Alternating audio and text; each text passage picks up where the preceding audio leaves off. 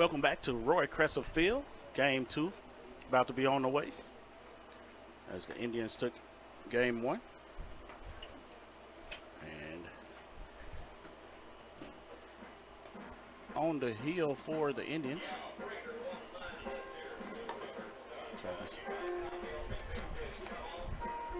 Ben Davis from Boom Boom, number 18. Playing behind the plate will be Gray Bain. At first base is Bo Rock. Second base, Drew Capo. Then at shortstop is Matthew Martinelli. And at third base is Will Verdon. And in the outfield, on a while, wait till the last minute to try to look out there to see who was out there, but Jackson Lee is in center field. Yeah, got Jackson in center, and Jackson Settlemeyer's in right field, and then left field we got Drew Coombs today. In the second game, a little change up in the lineup right there. Hancock normally comes in for us in left, but it's going to be Coombs in this second game, and then of course you do have McCray at DH. So that's the position alignments there. The Tupelo Coca-Cola starting lineups out in the field, and we'll go over the starting lineups for East Mississippi shortly here. All right. So coming up to plate for East Mississippi is Ethan Medlin, the outfielder. Takes the first pitch low for a ball. Ben Davis, again, is on the hill, as Raphael mentioned, and he is a right-hander out of Boonville, Mississippi. He is a freshman for us this year. As that second pitch is grounded to Martinelli at shortstop. He throws it over and gets the first out of the inning. Ben has 8 appearances on the year. He does have 4 wins, 1 loss to his credit. Pitched 32 1/3 innings. Given up 34 hits, 23 runs. Does have 11 base on balls, 23 Ks, as well as a 5.01 ERA. All right, Ben steps and toes the rubber, facing Asa Brooks here. Takes that ball low for ball 1.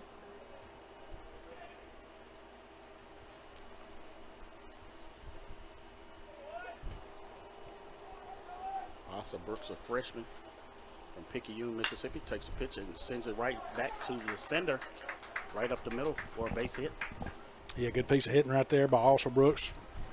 Getting a single on the play there. Again, right back up the middle, as you mentioned, Raphael. So, good clean single right there, and that's going to bring up Will Crawford batting in the 3-0 here for the Indians and playing third. I mean, not the Indians, the Lions, and playing third base.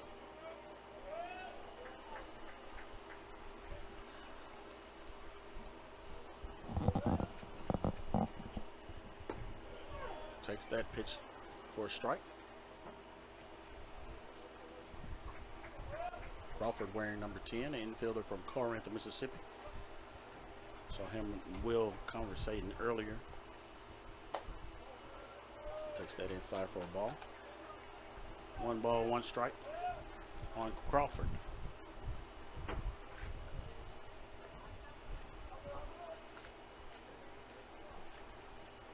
Crawford steps in and waits the pitch from Ben Davis. There's a pitch. Runner goes, throws down to second base in time for the out. You know, Bain's been tough behind the plate all year back there, catching, and you know, he's got a heck of an arm back there, and he can throw them out. So anyone attempting to steal, you know, you got to take to his season statistics into consideration, in my viewpoint, because he has thrown out a lot of folks there trying to steal second. 2 outs there for the Indians. 2-2 count, as that was a strike 2 on Will Crawford. Steps back in and waits the pitch. Strike 3. Caught him standing there looking for the strikeout. So good job by Ben Davis here in the top half of the first inning. Yeah, you want to leave it here, and most definitely. I can do the Tupelo Coca-Cola starting lineups. East Mississippi. Again, you've heard 3 of these thus far. We got number 14, Ethan Medlin in center field. Batting second, Aiden Alsobrooks in left field. He had the single a while ago and got batting third, Will Crawford. Playing third, cleanup position is Aiden Fancher at DH. He's the DH for the second game. Fifth is number 36, Carson Galt. He's catching behind the plate this second game. Number 17, Zach Griffith follows him up at first. Then you got number 16, Gates Gerhardt, right field. Number 7, John Paul Yates, we play in second. And then batting ninth is Austin Garrison, number 2, at short. Pitching on the mound for the Lions is going to be Cooper Garrison, number 6. And Cooper is a right-handed freshman out of Gulfport and did his pitching at Gulfport High School. And so statistics on him so far for Cooper Garrison that we have is going to be, he's got 13 appearances on the year. He's got 4 wins, 2 losses. He does have 2 saves to his credit. He's got 25 and 1/3 innings pitched. He's given up 23 hits on 13 runs, 7 base on balls, 19 Ks with a 3.91 ERA. And that's your statistics on Cooper Garrison there, who is drawing the start on the hill. And that's your Tupelo Coca-Cola Bottling Works starting lineup for East Mississippi. And Raphael has already gone over the ICC, Tupelo Coca-Cola starting lineups for ICC. That's right, and Drew Capobianco comes to the plate for the Indians. Batting left-handed, switch hitter, steps in and awaits the pitch. There's a pitch outside for a ball.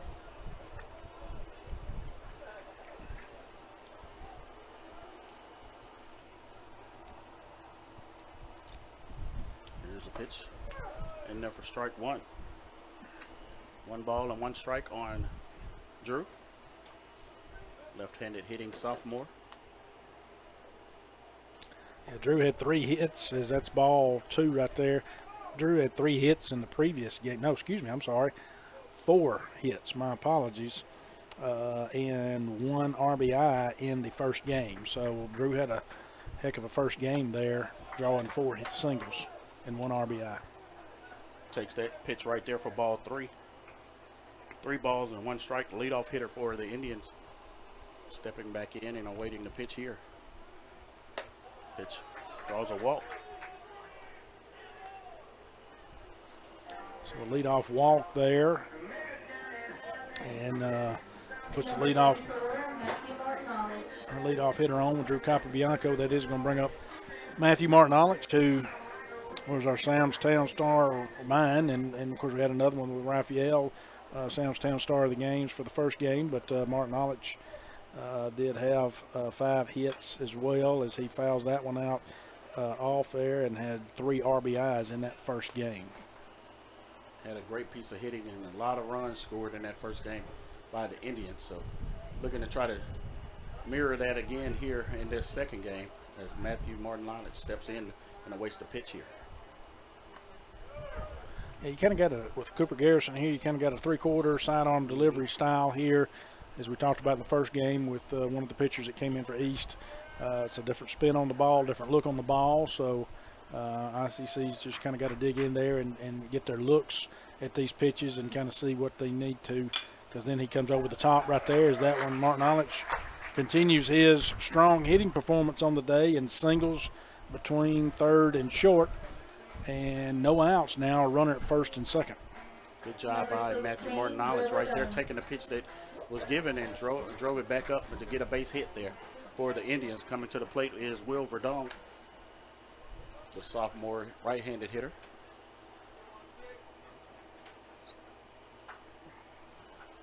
Stepping in, awaiting the pitch. Takes that curveball for strike 1.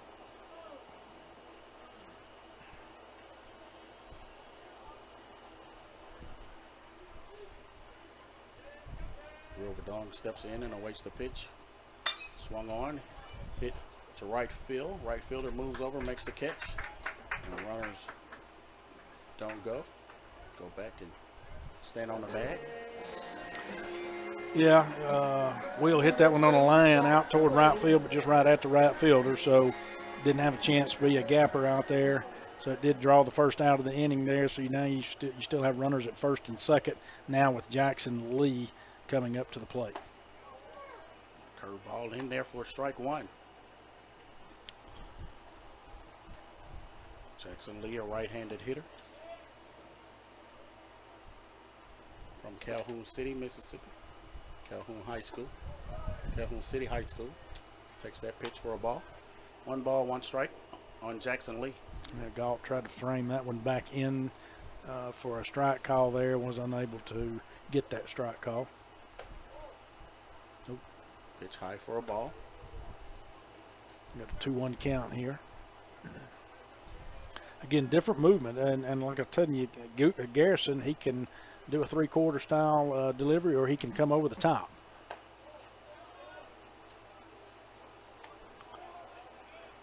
It's 3-1 count here.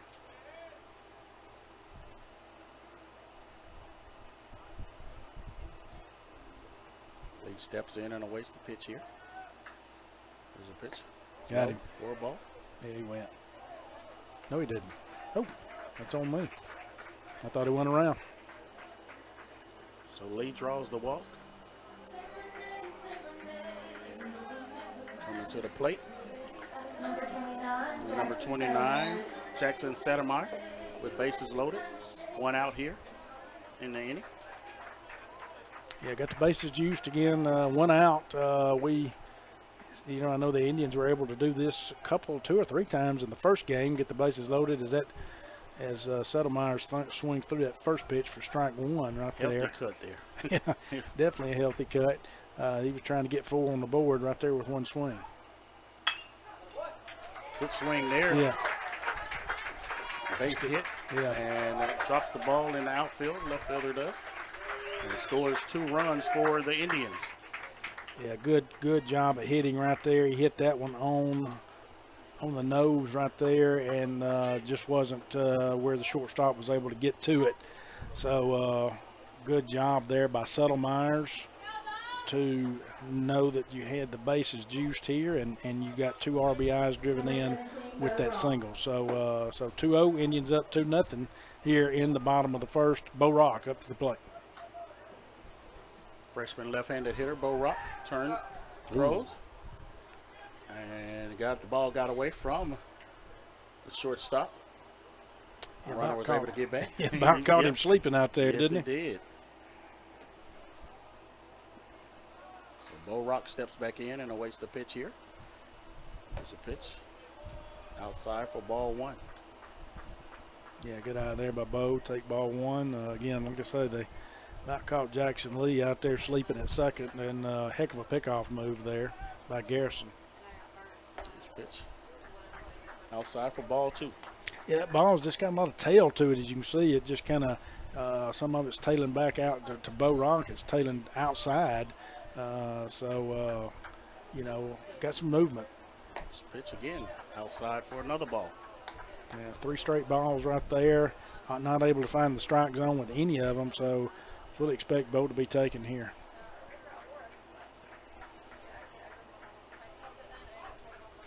Pitch in there for a strike. Bo was taken all the way there. 3-1 count on Bo Rock. Runners at first and second for the Indians. 1 out here in the bottom of the first. There's a pitch, swing and a miss for strike 2. Yeah, wasn't able to catch up with that one. Just had his timing off. Bo did. Runs the count to full. Called a balk there on the pitcher. And runners move up. Yeah, it looked like they were attempting, or you had your your shortstop out there running in behind Lee there to attempt another pickoff move, and the pitcher just flinched some right there as he take ball 4.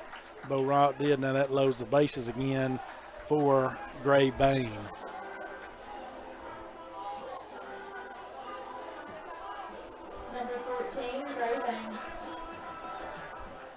Gray Bain got an opportunity to pick up some RBIs here. Right-handed hitter for the Indians. Stepping in and awaiting the pitch here. Here's the pitch. Low for a ball. Yeah, it was low.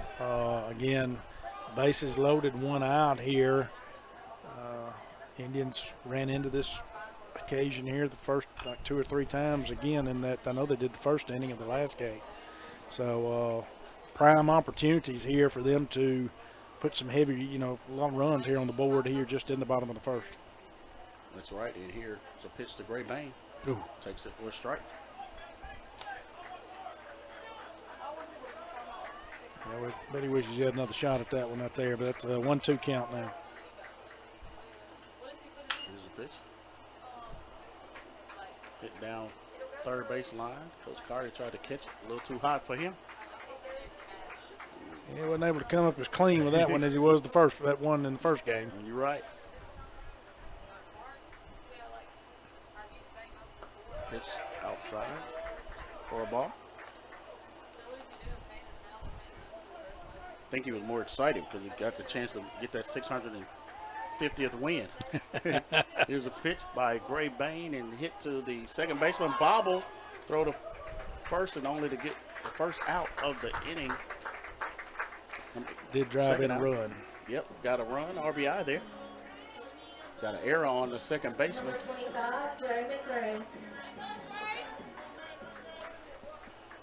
Yeah, Bain just kind of stuck his bat out there and tried to make contact with that one, fearing that it would be called a strike, and a little dribbler to second.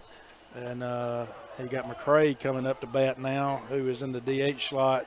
And McCray had a good first game, too, as well. He had a double with an RBI, and he had a single with an RBI as well. There's a pitch to Dre. Swung on, missed for strike one. Yeah, you can't pull that pitch. That's not the pitch you're going to pull. So when anything on that outer half of the outside part of the plate there, you need to look right field or the right side of the field here to drive that ball. Pitch high for a ball. 2 balls and 1 strike on Dre McCray. 2 outs in the inning. Indians up 3-0 right now in the bottom of the first. Here's the pitch. Swung on, popped the foul back to the soccer field.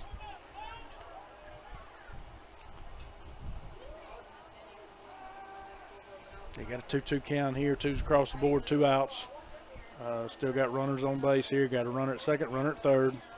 Indians up 3-0, bottom of the first. Good eye by Dre, runs the count to full.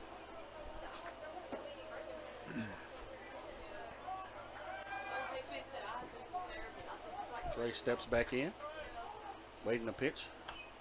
Inside pitch, he fouls off. Stay alive here at this at bat. Yeah, good piece of hitting right there by Dre to get a piece of that one. That one wasn't his pitch to drive, but he knew he needed to get a piece of that one to stay alive. Was able to do so and fouled it back. So again, he lives to see another day here. Another pitch inside that he fouls off. Good at bat right here too. This is what you call a good quality at bat because he's seen a lot of pitches. The pitch count keeps going up for Garrison. Of course, Garrison's now facing the number 8 hitter in the lineup, and you've had a 3-2 count here for a little while. So Dre awaits the pitch. Here's the pitch, swung on, hit to the left field, ball settling, and left fielder makes the catch for the final out of the first inning. We'll be back with more in just a moment.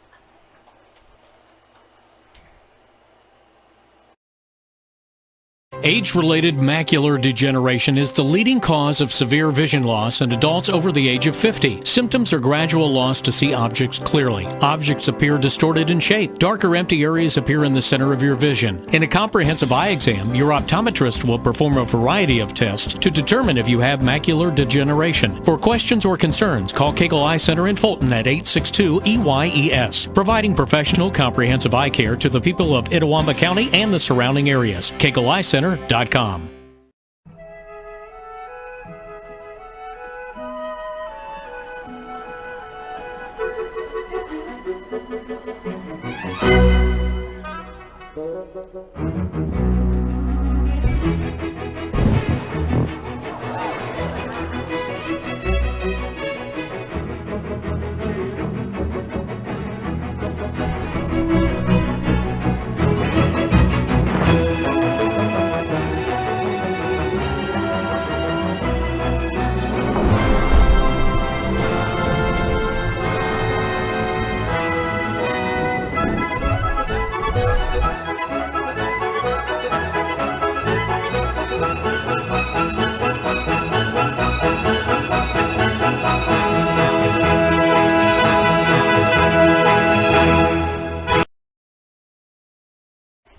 Welcome back. Aiden Fancher at the plate. Takes the first pitch. In there for a ball. I got a Renaissance Bank scoreboard update here. Softball, the Lady Indians did complete the sweep out in Scuba. 5-3 as that's ball 2 right there. East Mississippi did score 3 in the bottom of the 7th to make it interesting, but softball did again complete that huge conference sweep down there in Scuba, especially being out of town. That ball is going to Bo makes the backhanded play, flips it over to Ben Davis, gets the first out of the inning. Hallie Turner did have in game 2 8 strikeouts in the win, and of course we did have a solo home run from Julia Shaw. So good job there by the Lady Indians to complete the sweep and the big conference win there, especially when you're on the road. And I'm sure they're getting ready to eat some supper or dinner there, Ralph, and head to the house. Good job by the Lady Indians there to pick up that win. So again, we got the one out now in the inning. That grounder, Bo Rock did a great job fielding that and getting the first out of the inning there from Fancher. Now you got Carson Galt up to bat, who was doing catching. He's pulling the catching duties today behind the plate. So ball 2, 2 balls and no strikes to Galt. Left-handed hitter for East Mississippi awaits the pitch. Takes that pitch high for ball 3. Yeah, I got a 3-0 count here. You don't want, again, if you're Ben, if you're Coach Connor, you want Ben to settle in and throw strikes, find a way. And don't do that right there and walk somebody on 4 straight pitches. But again, you don't want to return the favor and start upping your pitch count. You hope Ben would go as late in the game as he possibly could here. You're right, and we're having a 3-run cushion right now. You want to stay right there and just throw strikes and try to eat up some outs. Absolutely, because your offense is already produced for you right there. Now that's a ground ball. That's going to be a single right there, and that's going to hold the runner at second. So Zach Griffith came in swinging at the first pitch, grounded that one between first and second, got a clean single out of that. Now you got runners at first and second with 1 out. And, of course, we all know how walks hurt us. Well, now you got that walk has put a runner in scoring position there at second. Gates Gerhardt is now up. Left-handed hitter facing a right-handed pitcher. Ben Davis takes that one low for a ball.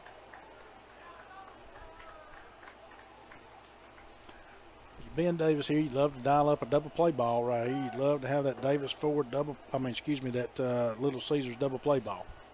There's a pitch in there for a strike. 1 ball, 1 strike on Gerhardt.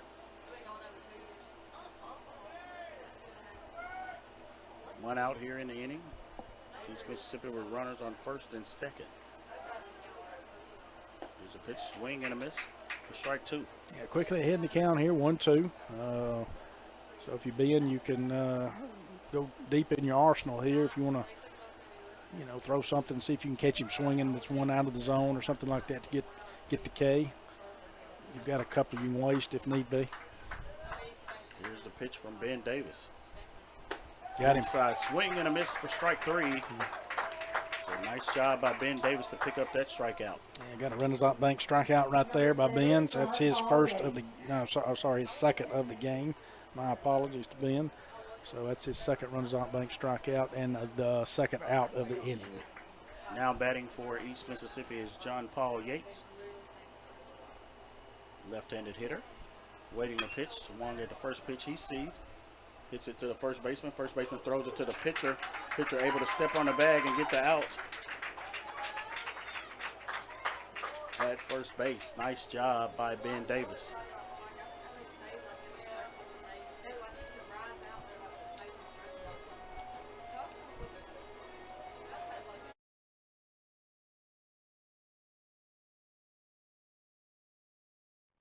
Ankle sprains are one of the most common sports injuries, with an estimated 25,000 occurring every day in the United States. Sprains can happen with any sport, including just walking across the yard. Ankle sprains are most common in ball sports such as basketball, soccer, volleyball, and others. As with any injury, your body quickly sends blood to start healing the process, which leads to the swelling. Rest, ice, compression, elevation, known as RICE, is a good way to treat an ankle sprain. This decreases the swelling, lessens your pain, and allows your body to heal the injury. Studies have shown that the sooner you return to activity, the better and typically the faster you will recover. Depending on the amount of injury to the ligaments, it may be days, weeks, or even months to return to high-intensity sports. Sometimes recovery may be slow, but if it gets better day by day or week by week, you are on the right path. If the ankle seems to stop improving and you just can't get back to your activities, then it's time to come see us at the Orthopedic Institute of North Mississippi. Remember, our story is you.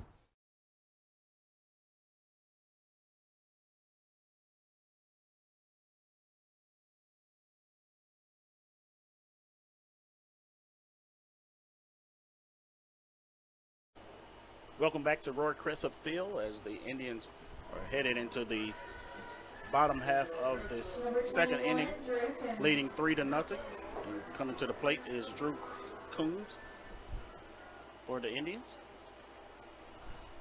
Yeah, Drew saw action in the first game. He came in and went out to takes ball one there. Came in and replaced Eli Hancock, but getting the start here in the second game. Here's a pitch. The ball tailing away from Coombs for a strike. 1 ball, 1 strike. Here's a pitch. Inside for a ball. 2 balls and 1 strike.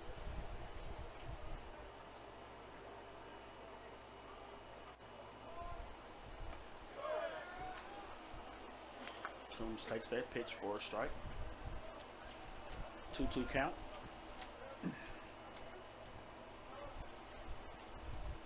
There's a pitch inside and swung on and missed for strike 3. Yeah, good pitch right there by Garrison to come back on the inside part of the plate there. Coombs wasn't able to fight it off enough, or you can get a piece of it. So Garrison gets a Renaissance Bank strikeout right there. That's actually his first of the day. All right. And Drew Capp swings at the first pitch he sees. Hits it to the left fielder. Left fielder catches it in foul territory for the out. Nice play by the left fielder. Sliding, catches it, sliding out of foul territory there to get that second out of the inning. Yeah, just a heck of a play out there. Again, especially, you know, he's not practicing here. He doesn't play on this field, doesn't practice on it every day. And what a play out there to just get out there and make a sliding catch out there to get the second out of the inning.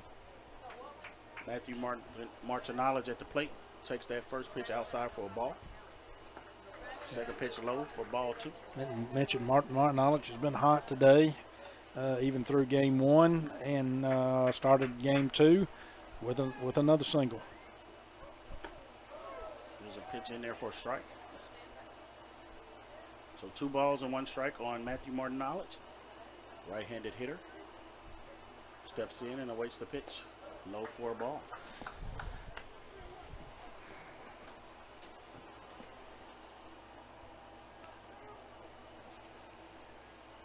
Matthew awaits the pitch here.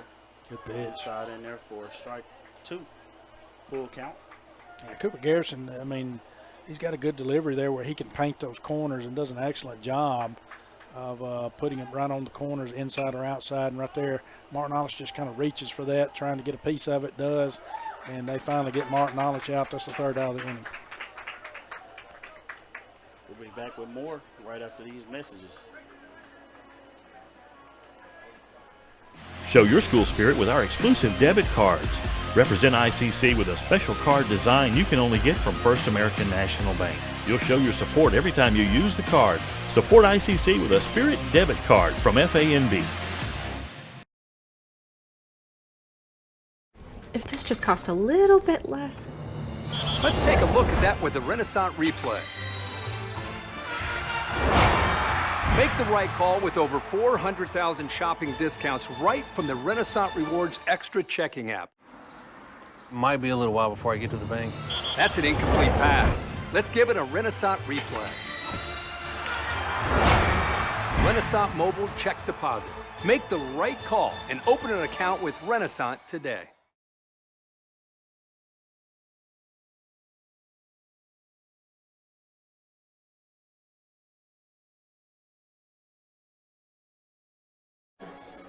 Welcome back to Roy Crescent Field. The lights are on here at the ballpark in Game 2 as the Indians lead 3-0 heading into the top of the third inning. This is a 7-inning game for this divisional matchup here, the second game. They play 7 innings. Number 2, Austin Garrison. So coming to the plate for East Mississippi is Austin Garrison.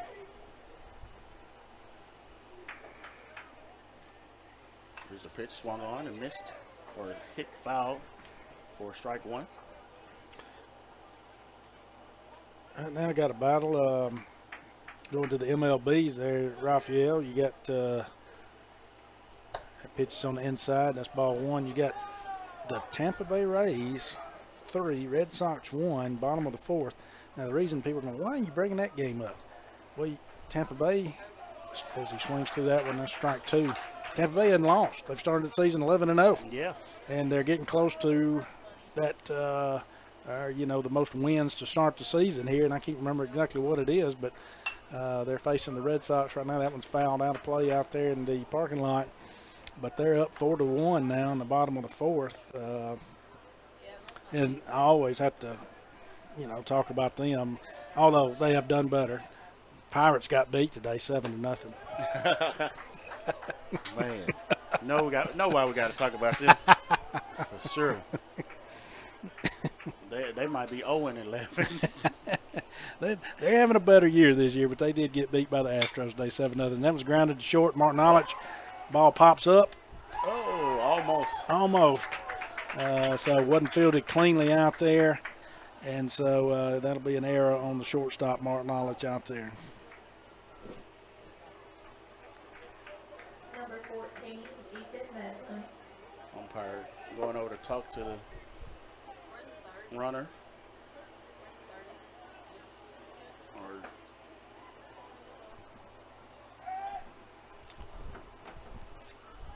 There's a pitch, low for a ball. Opportunity for the catcher to throw to first, but he didn't. What a play, though, by Bain right there. I don't know if you saw it. I mean, there was no way he could get his body out there. That ball was definitely thrown in the dirt. He just backhanded that thing with his mitt and was able to keep that ball from even reaching the backstop or getting behind him and keeping the runner at first. That one he wasn't. Trying to get away, and the runner goes. And able to get to second safely without a throw. Well, I just got through talking about it, and then same thing happens, and wasn't able to make that clean transfer right there. So runner does advance to second on that pass ball right there. So 2 balls and no strikes here to the batter. Waiting a pitch. Low and in the dirt for ball 3.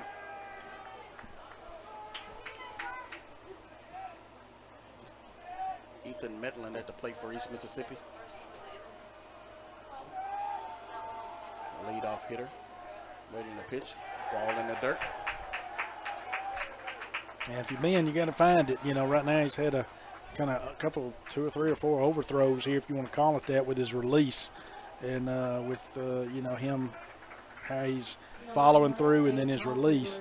And he's throwing them in the dirt. So, you know, again, you don't need a lot of those in the dirt. I mean, again, you're making your catcher work extra hard back there to keep the runners at bay. But you also need Ben to know, hey, you got a 3-0 lead here. Right. Throw strikes. Right. Just bear down and throw some strikes. Here's a pitch. Called a strike. Strike 1. At the plate for East Mississippi is Aiden Alsabrook, left-handed hitter from Picayune. I'm still trying to figure out how he went to Picayune and Starkville Academy. Could be a double play. There it is. Oh. Nope.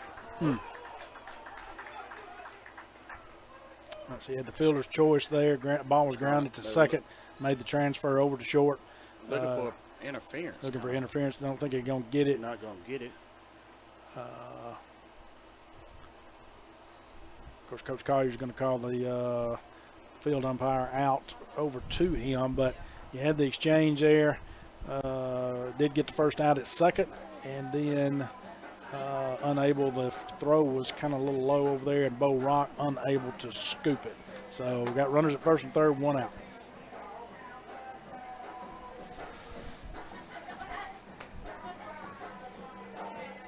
Carter on the third base line, trying to get some details on why there wasn't an interference. So, like I said, probably won't get the call overturned as they have completed their meeting. I think they were saying that the runner went down with his hands in the air, and kind of when he went down, he kind of was interfering with the throw over to first base. So umpire probably wasn't able to see that because of the bang situation that they had to, cover a couple of bases to watch. So, well, it's going to be a tough double play anyway to make, and it's just like you say, they had good wheels on them right there. Also, Brooks has good wheels on him, so bat second lineup as we got Will Crawford up there now at the plate, and he takes strike one. So it's going to be tough anyway. Going to be tough to get the double play, unable to convert it. So what do you do now, Ralph? Hey, you can come back. You still got an opportunity to get a double play and get you out of the inning. Most definitely. Here's a pitch from Ben Davis. Takes that pitch for a ball. 1 ball, 1 strike. And 1 out here in the top of third as the Lions have runners on first and third.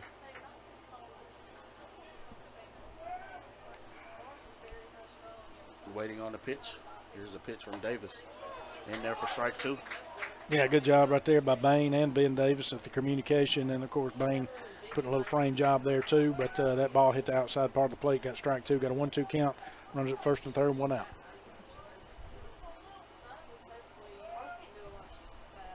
Here's a pitch from Davis. Low for a ball. 2 balls and 2 strikes, 1 out here. Will Crawford at the plate.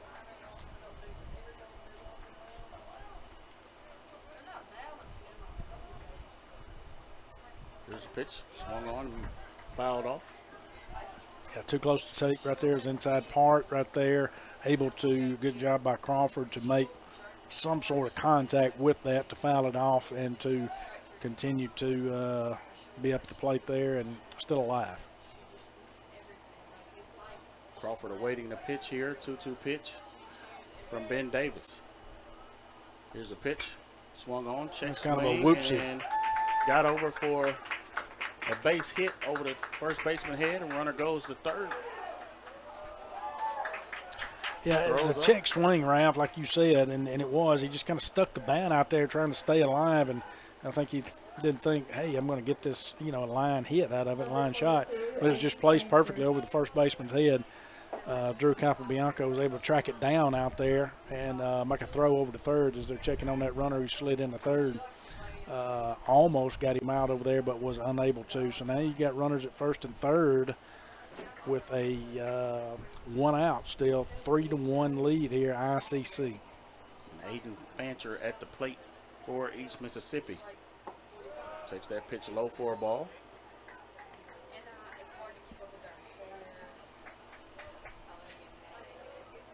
Fancher, a left-handed hitter.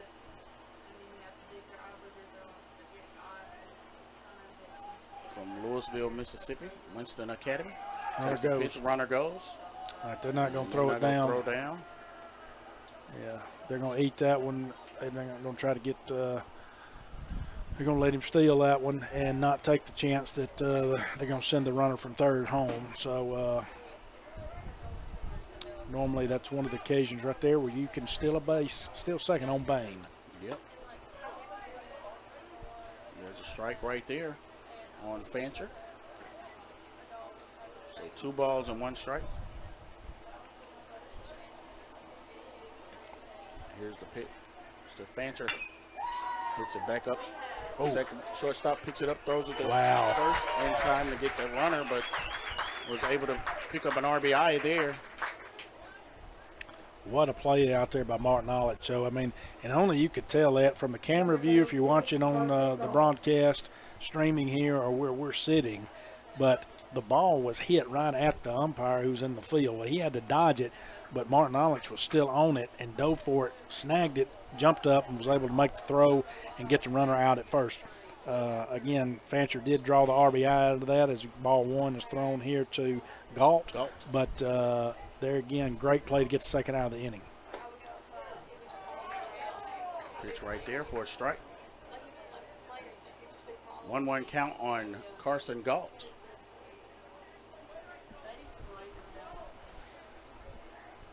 Here's a pitch, swung on and fouled over the left field fence in foul territory. Make up 2 strikes on Galt. So 1 ball, 2 strikes on Galt. Here's the pitch inside, low for a ball. Yeah, good job by Bain getting over there and ensuring that one did not get to the backstop. Again, we do have a runner at third here, or we don't, they do, excuse me, East Mississippi does. So there's a runner at third, so anything behind or gets past Bain would potentially score a run. I don't know what's happening here now, do you? I'm not sure. Umpires came out talking. Now he's talking to one of the East Mississippi coaches. I didn't see anything, but I'm not certain I know what they're talking about here. Unless I missed something, which is possible.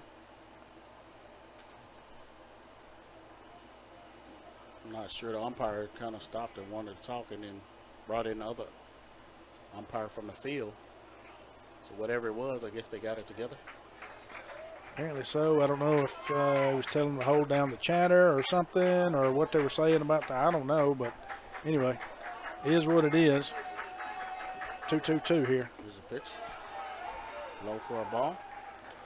So that brings the count to full. Now you got 3 balls, 2 strikes. You do have 2 outs here. Big pitch coming up here for Ben Davis. Need to get this out. Here's a pitch. Smoked. Smoked to right field. Clean shot.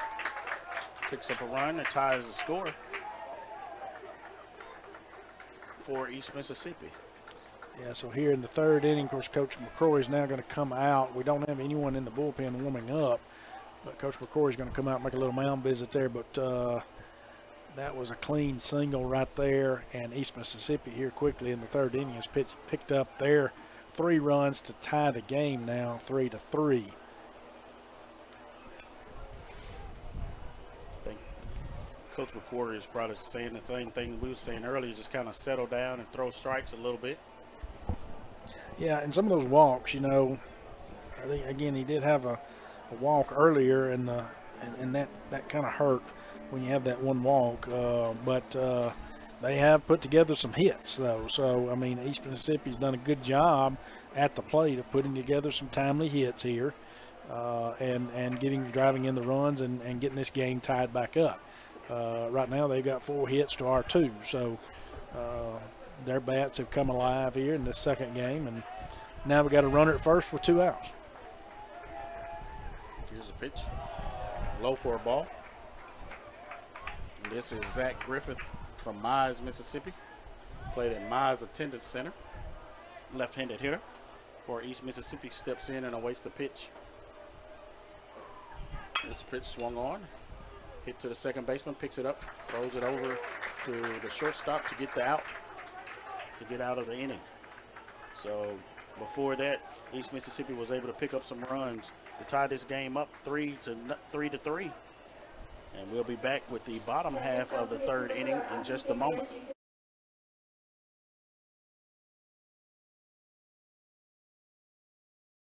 They say Diet Coke is a mom's drink. Well, you copied her jeans, her spin, her shoes, her scrunchie, and whether you realize it or not, her music. Now, copy her drink. Drink what your mama gave you. Hey, honey, could you help me with this? Today tastes like staying in. And it never tasted this good. Tomorrow. Tomorrow is what we anticipate, what we work for, what we want to improve. At Itawamba Community College, we offer the courses, pathways, and the training that can help turn your vision of tomorrow into a reality. So why wait? Your tomorrow can start today at Itawamba Community College. The best start here.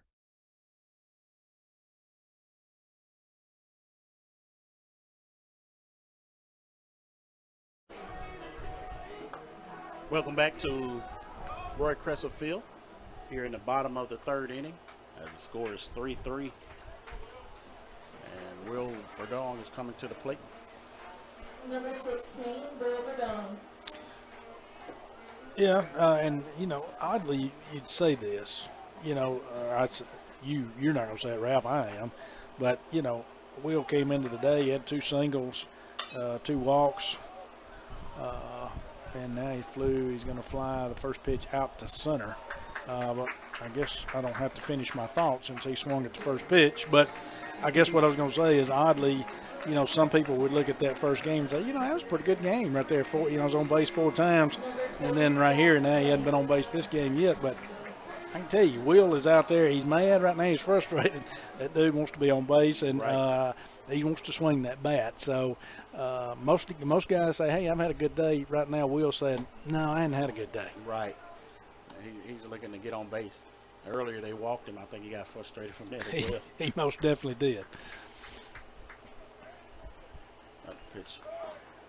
First pitch was in there for a strike, and this second pitch swung on for a strike 2 by Jackson Lee. Yeah, Jackson walked his first at bat.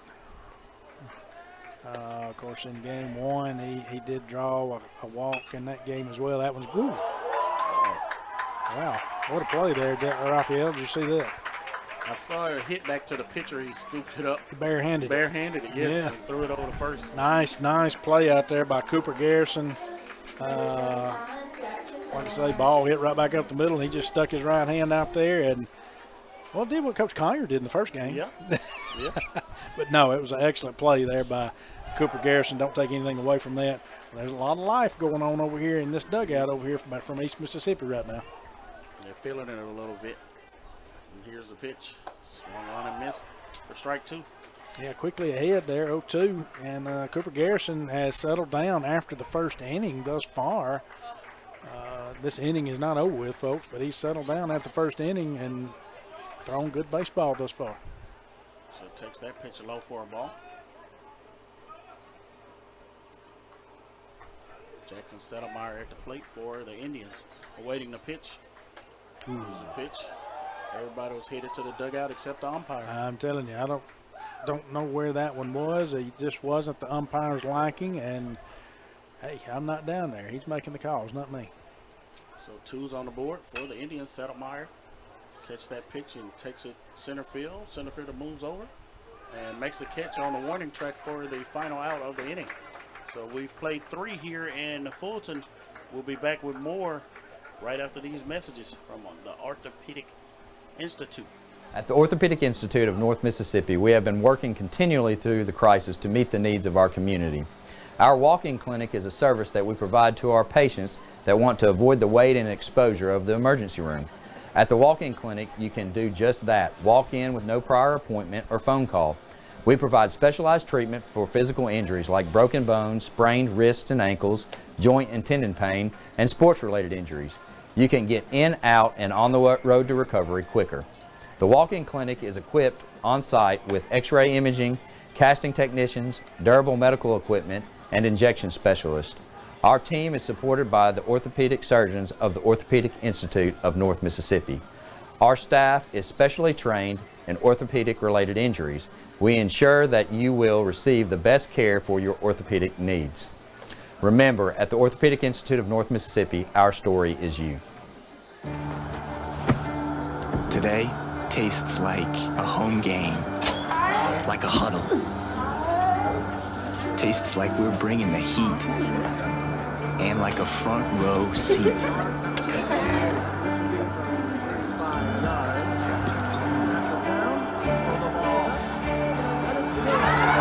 Today tastes like we're a team.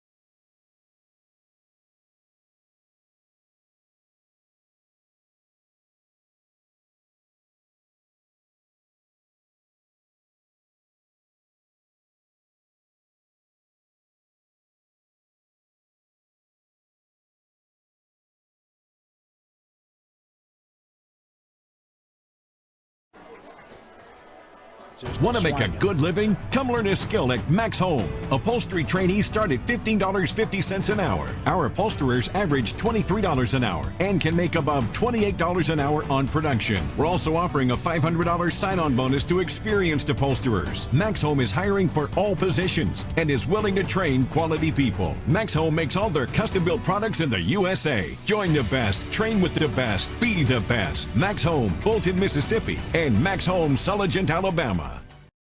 Playing on tour takes years of dedication, hours of practice, focused precision, and nerves of steel. That's how you become great at the game, but not how you should bank. That's why Allie Ewing chose Renaissance Bank. Their easy-to-use app makes banking a breeze, no matter where she is. Renaissance Bank, understanding you.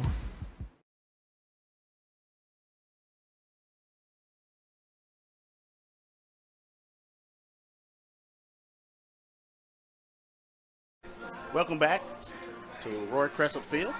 Score is tied 3-3 here in the bottom of the fourth inning of this seven-inning game, and the Indians at the plate.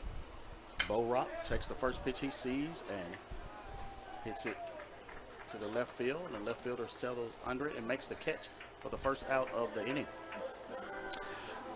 You know, Raphael, I want to give a shout out to Michael Holloway, Director of Recruiting,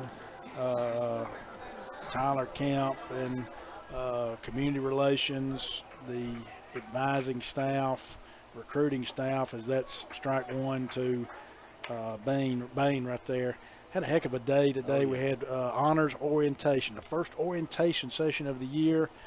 Freshman, as that one's fouled back quickly 0-2, and a very successful day for Etowamba, bringing in those freshman honors students to come in and register and get classes and get oriented as he swings through that for strike three, and that's another Renaissance Bank strikeout. But great day right there for the college, you know, and kudos to that crew that put all that together, and looking forward to more orientation sessions coming up. It's that time of year, right? It is. It's that time of year to get some new Indians to come to ICC. Got Dre McCray up now, and he's quickly down 0-1. That's chopped. That's foul, though, off the plate. So, you know, heck, we were talking about Ben Davis last inning coming out working with a purpose. Look at Cooper Garrison here. Got 2 up, 2 down, and you already got Dre McCray down 0-2 here. So working fast. Working fast. Couldn't get him to chase the outside pitch there, 1-2.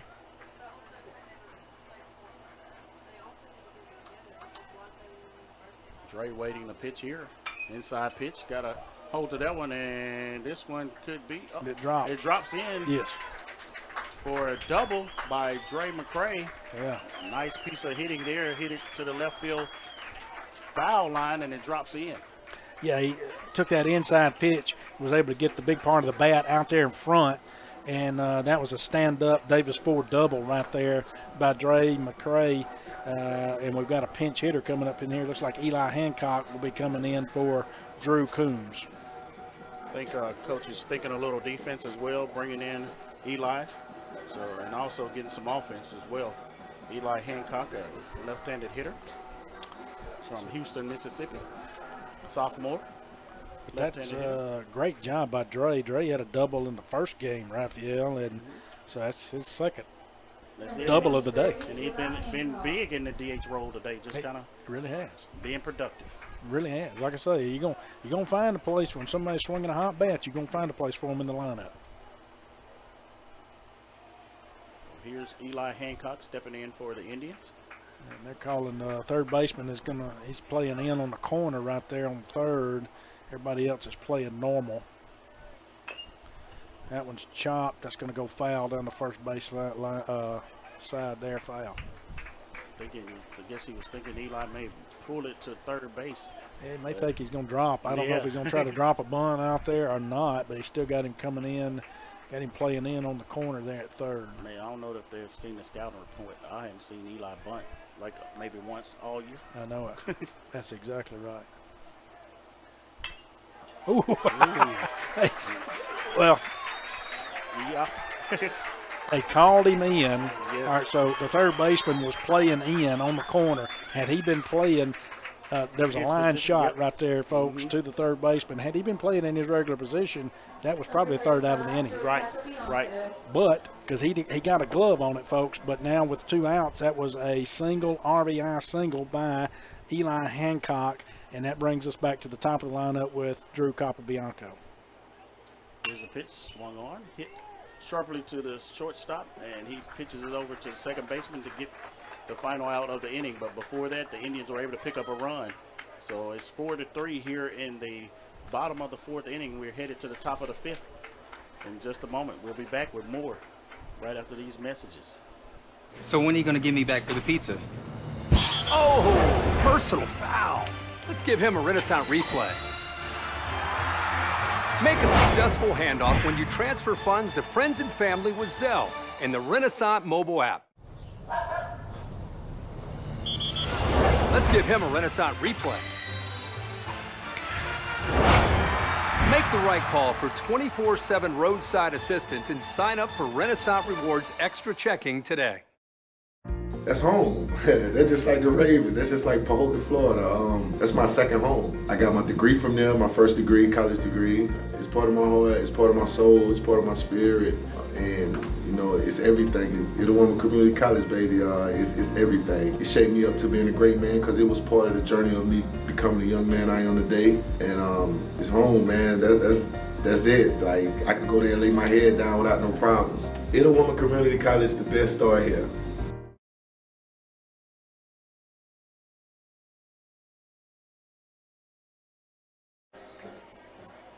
Welcome back to Roy Crescent Field here in the top of the 6th inning. Might be the 5th inning. Number 14, Ethan Medlin. Get my innings together. Top of the 5th inning. Here. And Ethan Medlin at the plate for East Mississippi. There's a pitch, swing and a miss for strike 1. Yeah, of course. I always talk about when you got SEC ball, baseball, you get those midweek games, and as that one smoked right there, that is not going to be caught. That's going to be in the gap right there, and that's going to be a stand-up double for Ethan Medlin. So a great piece of hitting right there. But back to what I was saying, of course, Ole Miss had a tough loss last night against Memphis. State did pull out a win against UAB last night, but then Ole Miss played again tonight and pulled out a big victory over Alcorn State. Well, excuse me, they are winning in the 4th, 6-0. But you know that midweek ball catches some of you. You got number 5 Arkansas losing 11-4 to Little Rock. So yeah, you got to step up during that midweek. That's right. If not, you might get, you know, I tell them get snake bit sometimes. That's exactly what could happen.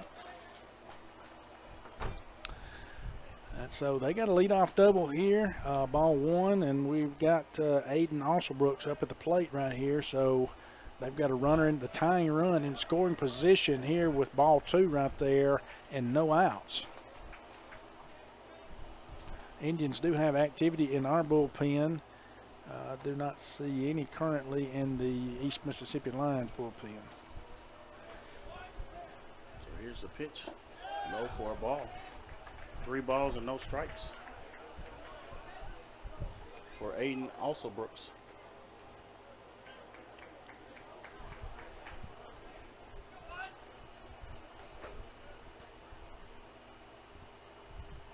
Alsobrooks awaits the pitch. Here's the pitch. In there for strike 1. So you're talking about that midweek games for those big Division I teams. Those are games that they got to kind of capitalize on to be able to make the NCAA tournament. Most definitely. That one's skied, popped up, shortstop. Martin Illich under it, gets the first out of the inning right there. Runner still held at second there. So 1 out now, and that's going to bring up Will Crawford. He's been a tough out today.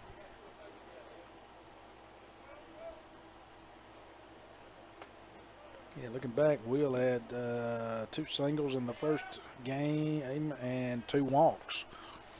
So he was on base every single time he went to the plate the first game, and he's already had a single in this game. So takes that pitch for a ball.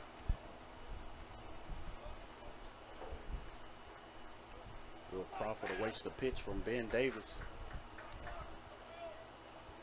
Here's a pitch in there for a strike. Yeah, place that one right there on the outside portion half of the plate right there. Good placement there. Did not draw a swing from Will, so got a 1-1 count. Here's a pitch from Davis, low. For ball 2.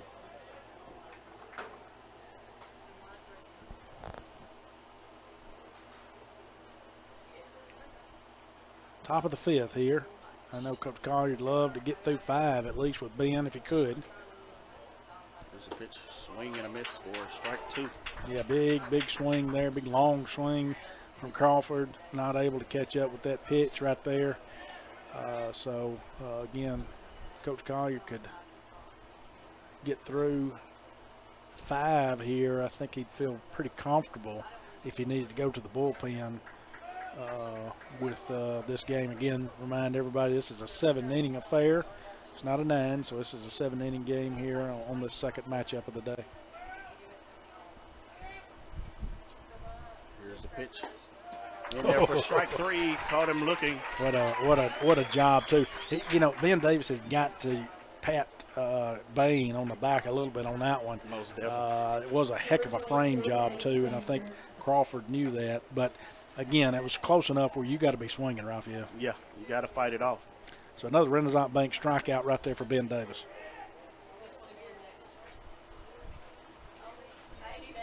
That was a good out right there as well. It gives you 2 outs in the inning. Here's a swing and a miss. Yeah, that was huge, as you mentioned, because now you've got that 2 outs. You still have that runner in scoring position, but they have not been able to move him up to third, advance him any since they got him there. So, and you got 1 strike now here on Fancher. There's a pitch to Fancher, popped up. Center fielder coming in, settles under and makes the catch for the out. We're headed to the bottom of the 5th as the Indians lead 4-3. We'll be back with more right after these messages.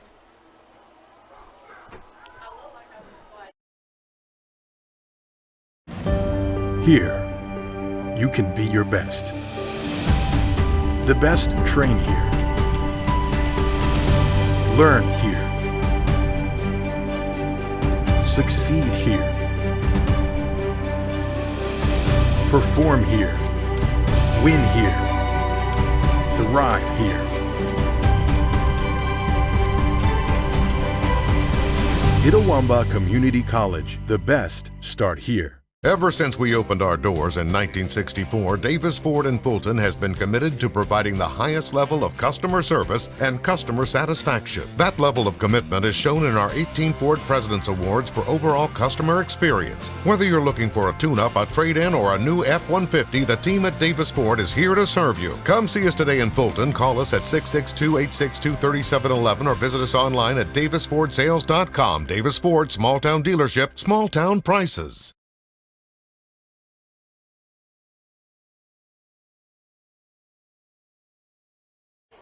Welcome back. Matthew Martinez up at the plate for the Indians.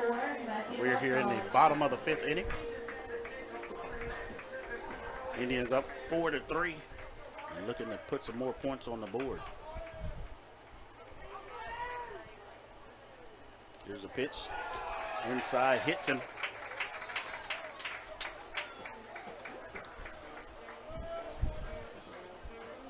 That's going to bring up Will Verdung now. No outs. Runner at first. Martin Ollitz gets on again.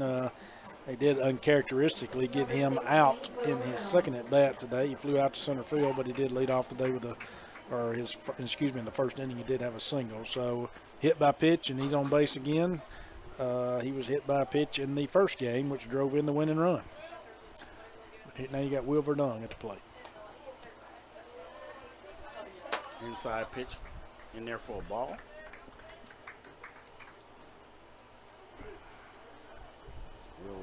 Will looking to try to get a good hit. A good swing off right here. Pitch low for ball 2. Yeah, he's looking to make solid contact. Will is, I know, to get a good bat on the ball right here and drive something somewhere, hopefully in the gap. Not sure if East Mississippi wants to throw him anything. It's fat for him to hit, so you're going to probably throw away from him. That's very possible. I'm sure they've read the scouting report on him and done their homework on Verdun. Pitch right there for a ball. Yeah, quickly 3-0 count here, and once again, he's not seeing any good pitches. Will steps in and waits the pitch here. In there for strike 1. 3-1 count on Will Verdun. Runner at first base for the Indians. No outs. Here's the pitch. Outside for ball 4. Yeah, that hurts right there. Now you got 2 on. Yeah.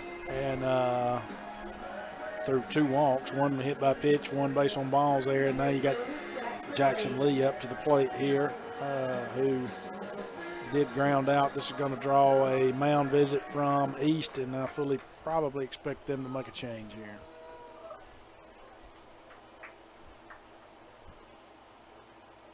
Yep, I think so, and we'll take a break as they make a change. We're here from our sponsors.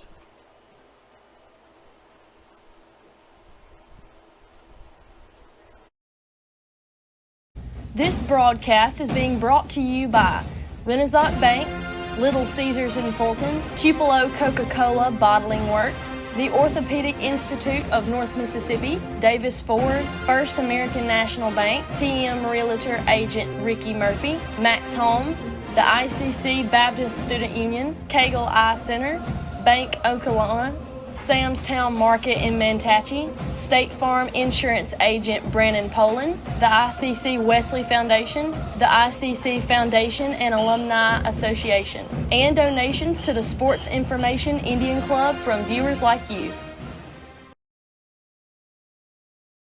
Welcome back, no change.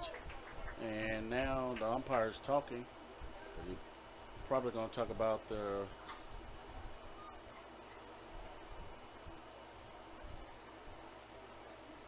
actually, I think he's trying to figure out if Coach Kyle's going to make a hitter change or something. I'm not sure what they're talking about. I don't know much.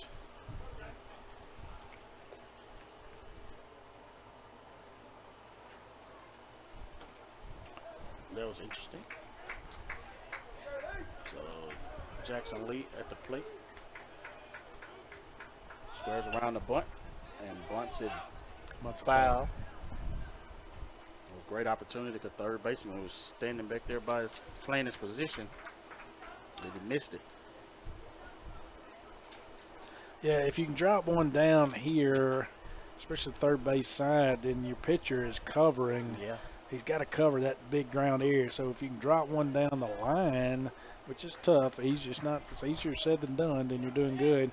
But if you can get that first baseman, if you can drop one down first base side, as he fouls that one off, which that's what he was trying to do, then that it's going to bring the first baseman in, and second's going to have to cover first. So either way, you got 2 strikes now. Neither one of them's going to happen. So fully expect Jackson to be swinging away here unless he just feels confident he can get this one down.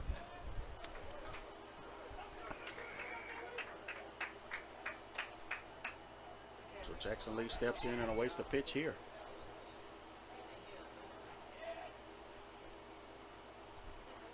Pitch swung on a foul back.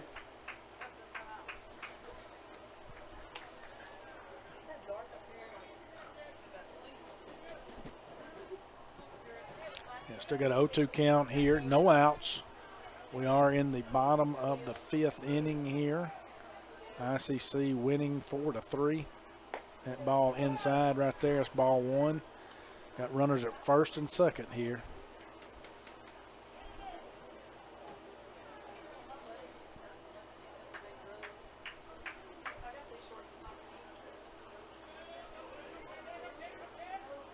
awaiting the pitch. Here's the pitch. Swung on and missed. Fooled him. Had him fooled all the way on that pitch right there.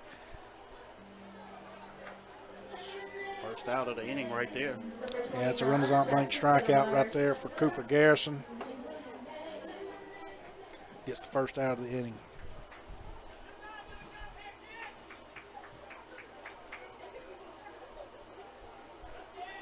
Jackson Settlemeyer at the plate for the Indians.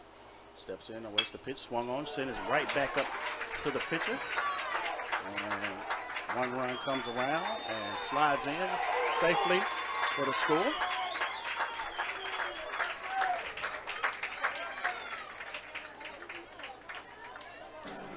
Yeah, Settlemeyer's sent that pitch right back where it came from up the middle, and great job there. They had Martin Olich in his wheels, and he turned them on, and they were sent him, and he scored. So that was an RBI single there by Jackson Settlemeyers. That brings Bo Rock up, and now we're gonna have that pitching change. I'm assuming that we probably were supposed to have a while ago.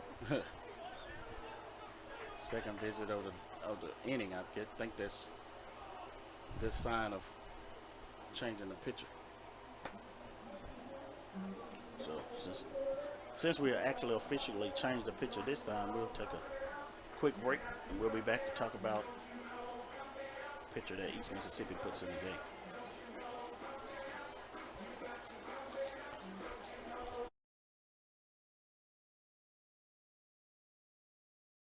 Show your school spirit with our exclusive debit cards. Represent ICC with a special card design you can only get from First American National Bank. You'll show your support every time you use the card. Support ICC with a Spirit debit card from FANB. When I think of ICC, I think about home. The moment I stepped on campus, I knew it was a perfect fit. It helped me find my true self. It has opened doors for me that I didn't even know existed. Everyone here wants you to succeed. I was able to get involved here and make a real difference. I've met my closest friends here. There's something for everyone to be involved with. I've gained skills to succeed in the workforce. It's been the best experience.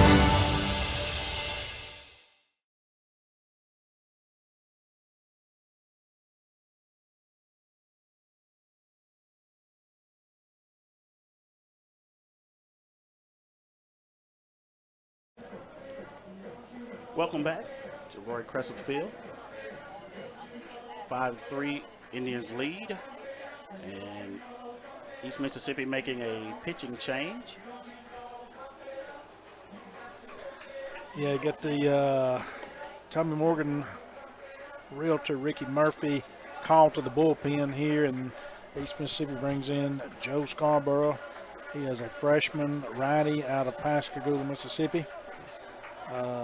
So far on the year, he's got 7 appearances, no wins, 1 loss, 18 2/3 innings pitched, giving up 21 hits, 20 runs, 11 base on balls, 14 Ks, and a 6.27 ERA.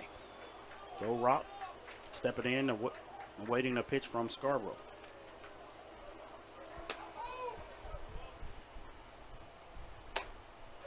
Takes the first pitch for a strike.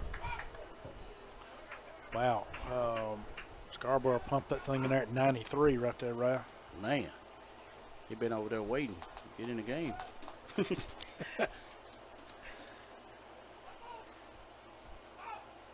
Here's a pitch. Another 93. Yeah. Where was he at earlier? Yeah, so that's 2 fastballs right there by, 93 there, and Bo hadn't been able to catch up with either one yet. Of course, it's the first time he's seeing him, so again, tough. Quickly down 0-2. Good pitch outside for a ball. 94 right there. Yeah.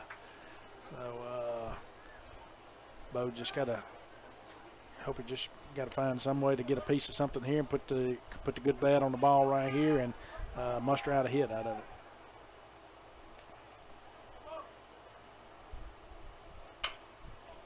Here's a pitch. Hit to the shortstop. Shortstop gloves it and shoots it over first baseman's head. And 1 run will score, and they throw to second base. Able to get him out as he tried to advance on the guess pass ball or overthrow ball. Yeah, he's 6 there. And then, of course, they're going to get him out of second, but there was an RBI on that. So that brings another run in for the Indians.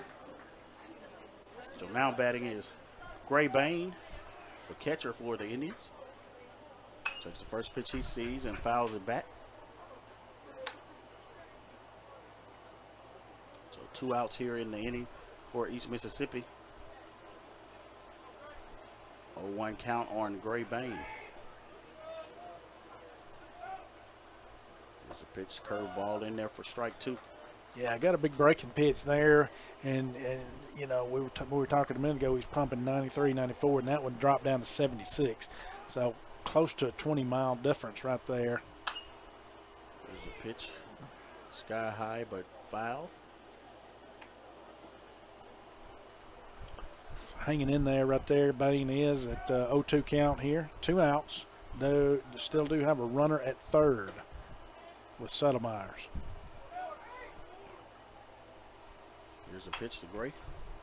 Hit sharply to the second baseman, able to glove it, throw to first in time for the out to get out of the inning. But before that, the Indians were able to pick up 2 runs here in the bottom of the 5th, and we're headed to the top of the 6th. The Indians leading 6-3. We'll be back with more right after this.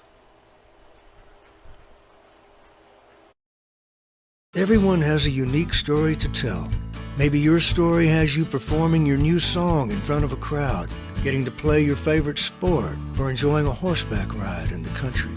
At Orthopedic Institute of North Mississippi, our group of skilled surgeons understand your need to continue your story. That is why we are the preferred choice for orthopedic care. Thank you for choosing us. Our story is you. Orthopedic Institute of North Mississippi. When I came back to school this year, I brought my bank with me, and the student checking account at First American National Bank was perfect for me. No monthly fees and no minimum balance, and I can manage my money right from the app. I can do all my banking with text messaging if I want, and I can deposit a check just by taking a photo. It's that easy at FAMB.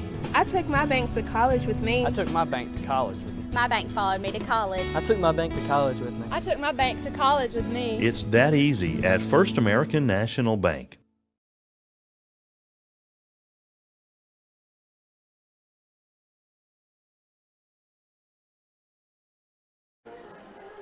Welcome back to Roy Crescent Field as the Indians are leading 6-3 in the top of the 6th inning here in a 7-inning game over the East Mississippi Lions, and the Lions are coming to the plate. Number 36, Carson Galt. Carson Galt at the plate for East Mississippi. Here's a pitch, first pitch in there for strike 1. Galt steps back in and awaits the pitch. Here's a pitch inside for a ball. 1 ball, 1 strike on Carson Galt. Top of the 6th inning for East Mississippi. Indians 3 outs away from trying to pick up 651 wins for Coach Collier.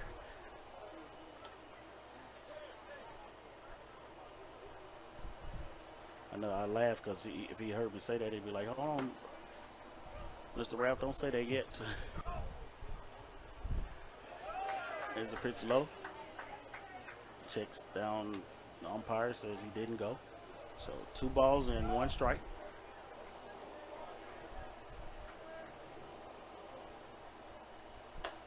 There's a pitch. I said 2 balls, that was 3 balls, so that's ball 4. Yeah, still got Ben Davis in for the Indians, and there is activity in the bullpen for ICC. That is a leadoff walk right there. That is going to bring up Zach Griffith here.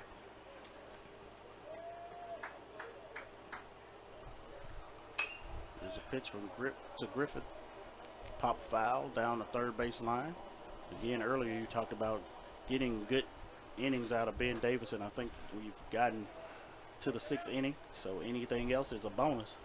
Oh yeah, I definitely agree with you there. I think they have done good. If Coach Collier would dial up what he wanted. I think he's gotten a good game here out of Ben, and giving up 5 hits right now. Of course, ICC has 5. We do have a 6-3 lead here. No outs here in the top of the 6th. Here's the pitch, and there for a strike. 1 ball, 2 strikes.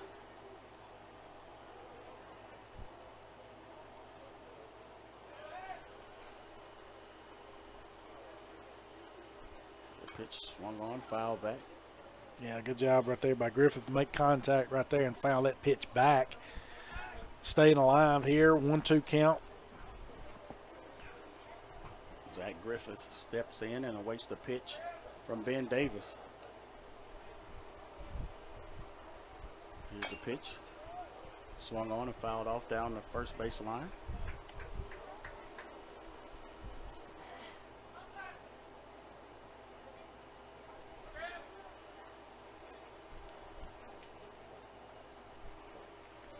One ball, 2 strikes. Griffith waiting the pitch here. Here's the pitch. Swung on, hit sharply over the shortstop's head.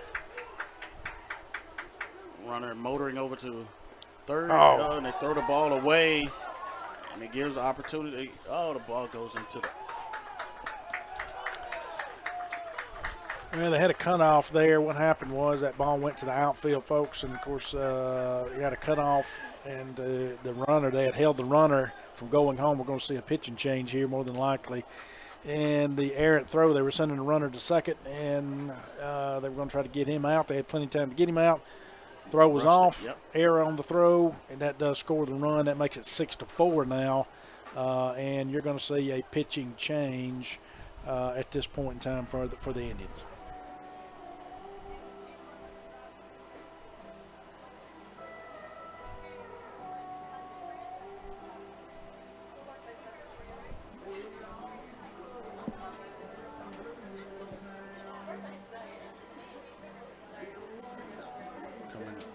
Coming in for the Indians. That's number 4. It'll be Reese Ruth. Yep. Now pitching for the Indians, number 13, Reese Ruth. Reese Ruth from Fulton, Mississippi, at Itawamba High School. Right-handed pitcher. Yeah, so this is your Tommy Morgan, realtor. Ricky Murphy calling the bullpen, as we mentioned. Reese Ruth coming in to get action tonight. And let's see if I can pull up what Reese has had this year thus far. While he's warming up, he does have 8 appearances on the year, no wins, 1 loss to his credit, 27 2/3 innings pitched. He's given up 41 hits, 20 runs, does have 17 base on balls, 30 Ks to his credit, and a 5.85 looks like ERA thus far for Reese. So coming into a situation where there's no outs and East has got a runner at third.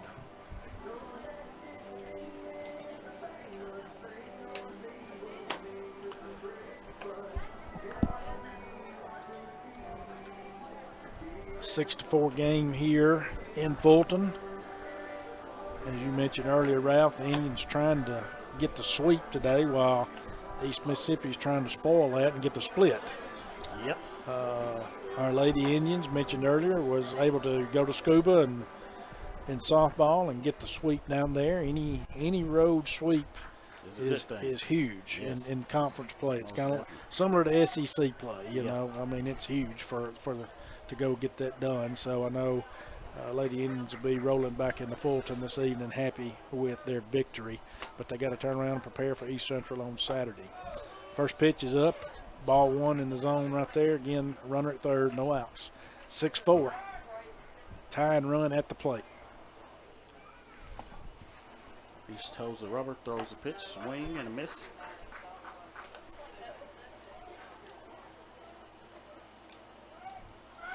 And that is Gerhardt at the plate for East Mississippi. You got a 1-1 count here. Ball 2 right there. That ball was up a little bit in the zone. So 2-1 count here. Here's a pitch inside for a ball. Now umpire says no go on his end. That's a 3-1 count.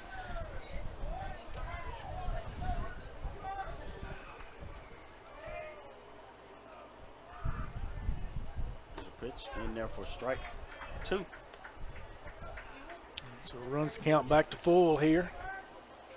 Indians have been doing well today by fighting back and getting back into the count. Here's a pitch. Swung on, popped up, out of play. So Reese trying to get a strikeout here. Anything on the ground here, you got to be careful. They're probably, depends on where it's located, they'll try to check the runner at third to see if he holds up and then try to throw to first if he doesn't go.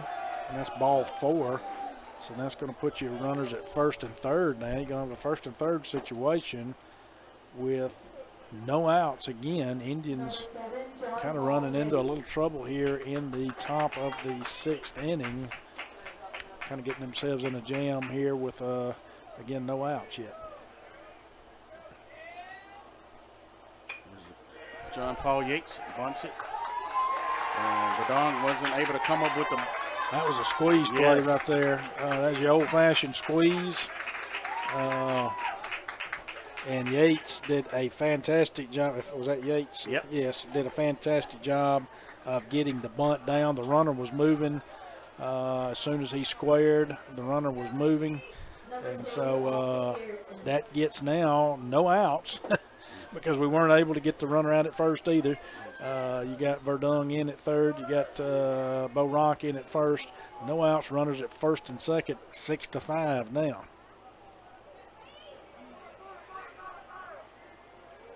East Mississippi at the plate. Steps off for the catcher to give some signals. This is Austin Garrison.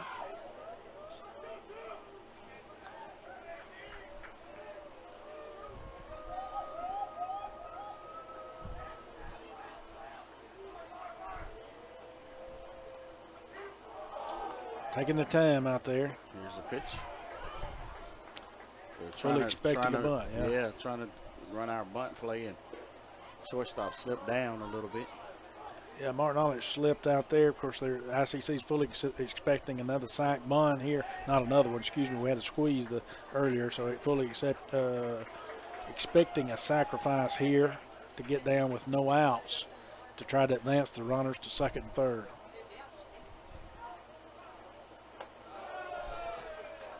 No square there, so it takes ball 2, 2-0. And Coach Collier's seen enough. He's going to have to go out and have a mound visit. Bringing in Bo Rock off first base. Change of pitches. Pitchers will be back right after these messages. Kirk Herbstreit is a man of many talents, not only an athlete and a sportscaster, but also a skilled swordsman, a master chef. Needs more lavender. A wonder at word games. 2 tries, every time. But his true talent lies in the art of banking. With Renaissance Bank's great products, rewards, and easy-to-use online tools, every transaction is a masterpiece. You might refer to Kirk as a Renaissance man. But I call myself a Renaissance man.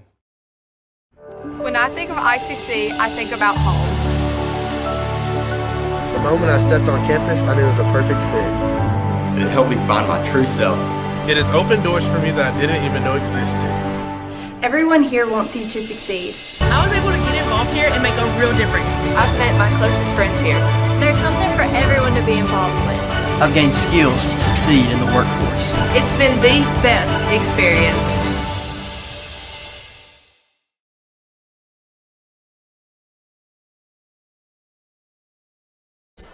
Welcome back.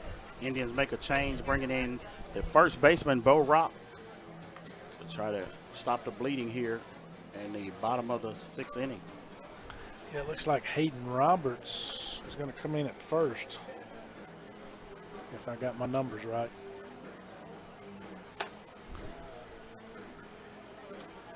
So 6-5 right here in the top of the 6th inning. And East Mississippi has runners on,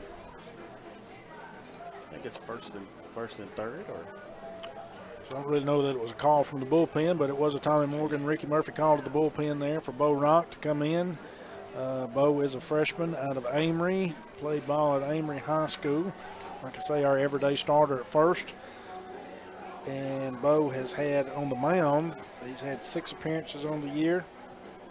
1 win, 1 loss, 1 save. 6 2/3 innings pitched, giving up 5 hits, 3 runs, 1 base on ball, 9 Ks. He does have a 2.70 ERA. So the Indians are relying on Bo Rock. Austin Garrison at the plate for East Mississippi. Steps in and awaits the pitch. Just turns around, squares up the bunt, takes it for a strike. He got a 2-0 count to announce 2-1, excuse me, because he did square and did not lay the bunt down right there. Still got him in on the corners with Verdong, and again, I think that's Hayden Roberts out there at first. I'm not certain. Squares gets the bunt down. Play's going to be at first. There's the first, in time to get the runner there. And runners move up for East Mississippi, but Indian was able to pick up an out there. Yeah, that was a sacrificed bunt that was coming to you, brought by ICC, our ICC Wesley Foundation.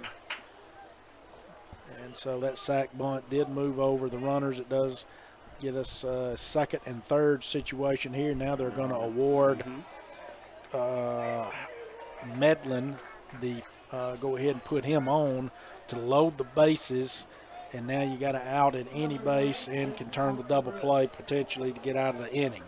So that's going to draw a walk there for Medlin. Bases now loaded for Also Brooks. So here's the pitch. Outside for a ball. Also Brooks, left-handed hitter. Stepping in and waiting on the pitch from Bo Rock. Swing and a miss for strike 1.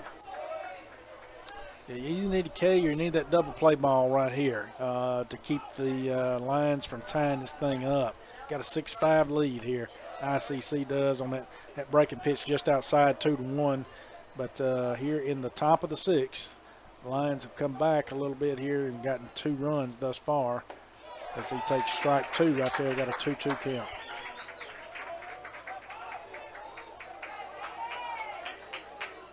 Also Brooks stepping in and waiting the pitch. Bo Rock on the mound for Indians. Here's the pitch.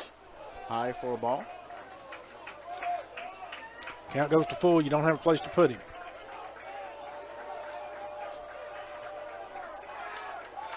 Bo Rock working quickly. Throws the pitch inside in there for strike 3. Frozen. Nice job. And that Renaissance Bank strikeout right there is the first one of Bo Rock tonight. It's a huge strikeout. It gets us to 2 outs in the inning. Now, infield can drop back as they can and not worry about, they can just play in their regular positions in the infield. So runners, we still have bases loaded, 2 outs, and that's bringing up Fancher. No, I'm sorry, Crawford. My apologies. Swing and a miss by Will Crawford. Yeah, Bo's come in dialed in right now. He's head quickly 1-0. Couldn't get him to chase that pitch right there, that breaking ball. Ball 1-1 count. 1-1 count. 2 outs here. Here's outside. Bo throws that pitch outside, trying to get him to chase something. So 2 balls and 1 strike. Here's the pitch to Crawford. High for a ball. 3-1 count now. You worked the count to a 3-1 situation again, same as last time with Also Brooks up to bat. We have no base to put him on, so a walk ties the game.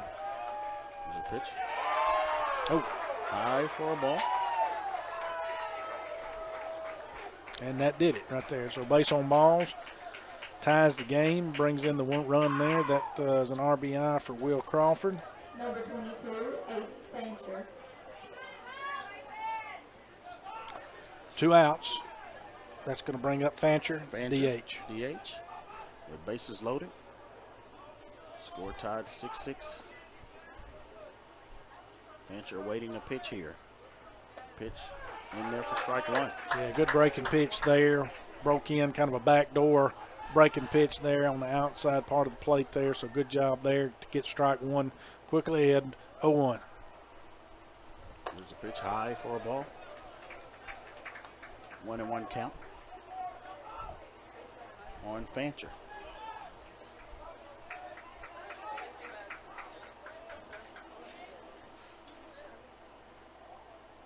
Fancher awaiting a pitch from Bo Rock. Here's a pitch. Swing and a miss for strike two. Good breaking pitch again right there. That's two that he's thrown to him that he hasn't been able to catch up with that are great curveballs or breaking pitches in there. 1-2 count here, 2 outs. Here's a pitch. A looper to the shortstop. Able to run over and tag the bag for the out to get out of the inning. Score 6-6. We're headed to the bottom of the 6th inning. We'll be back with more right after this.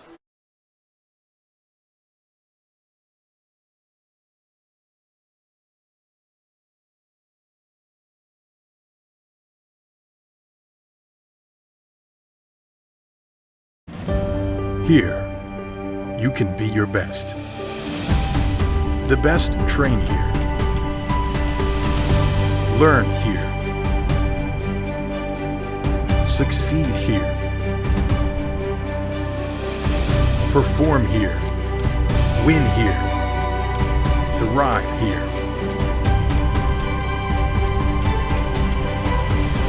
Itawamba Community College. The best start here.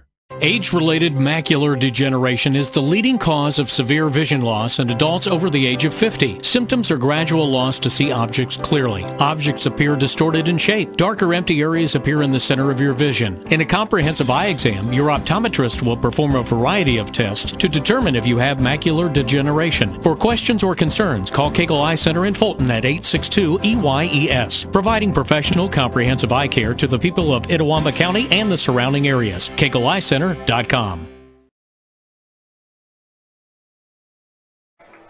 Welcome back to Roy Crescent Field. Indians and the Lions tangling here in the bottom of the 6th inning as ICC and the Indians or the Lions are tied up.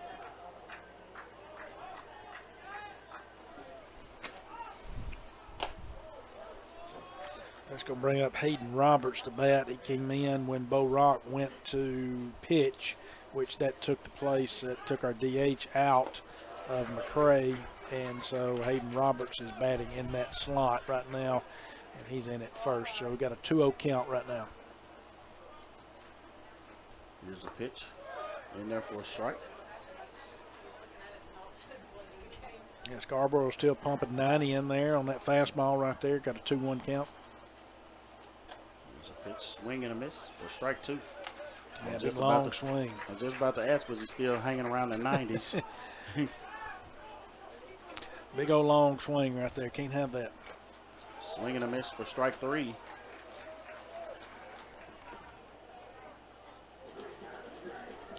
So that's going to get us to Eli Hancock now, who came in earlier for Coombs and was able to get a single and an RBI. We was talking about Eli earlier where he had that shot down third baseline. There's a pitch in there for strike. Good breaking ball right there.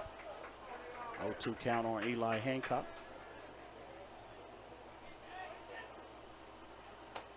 Pitch high for a ball. 1 ball, 2 strikes on Eli Hancock. Eli stepping in and awaiting a pitch. There's a pitch swung on, popped up. Center fielder coming in, giving chase. And the shortstop backs up and makes the catch in the outfield for out number 2. Yeah, quickly 2 up, 2 down here for the Indians, and now they're back to the top of the lineup with Drew Capobianco Not really what Coach Collier was probably wanting to dial up in this inning with a 6-6 tie. I'm sure he's hoping to get a run across. Would love to. Need a good 2-out rally here, Ralph, to get that run across the board to go into the top of the 7th. Almost got another hit by pitch right there for Drew. Yeah, I think Drew thought it hit him, but you know him, he wants to stay in there and take a cut. That's right.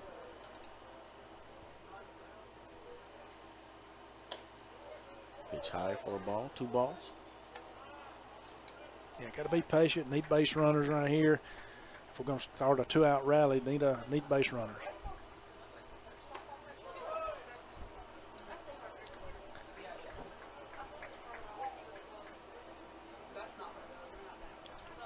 Two one. There's a count. Here's a pitch outside for a ball. Yeah, wasn't able to break that one back into the zone right there. That was a good breaking pitch, but still wasn't able to bring it in to catch that, paint that outside corner. So that does bring the count now to 3-1 on Drew.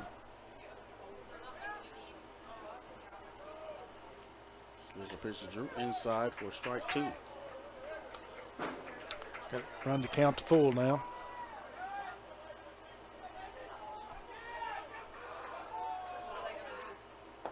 It's low for ball 4. So Indians able to pick up a base runner here.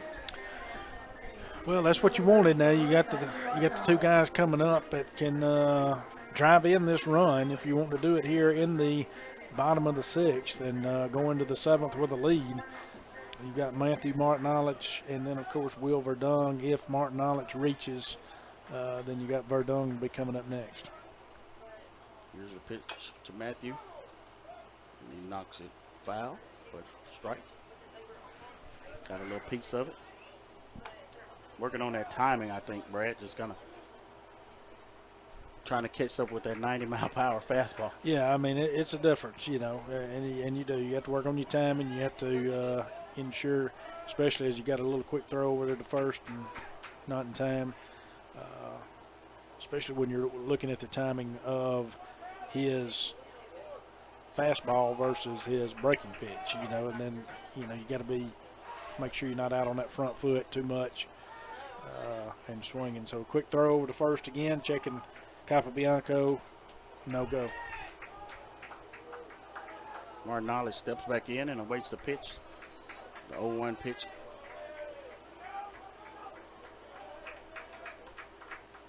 There's a pitch, a little breaking ball, and Matthew was a little late swinging on that, fouls it off down the first base side.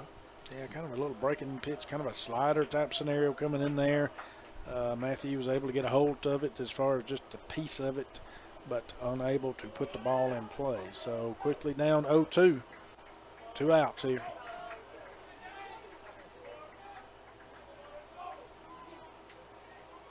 Here's the pitch to Martinelli. Pitcher headed to the dugout, nobody else was. Umpire says ball. 1 ball, 2 strikes. That was close, I will say that.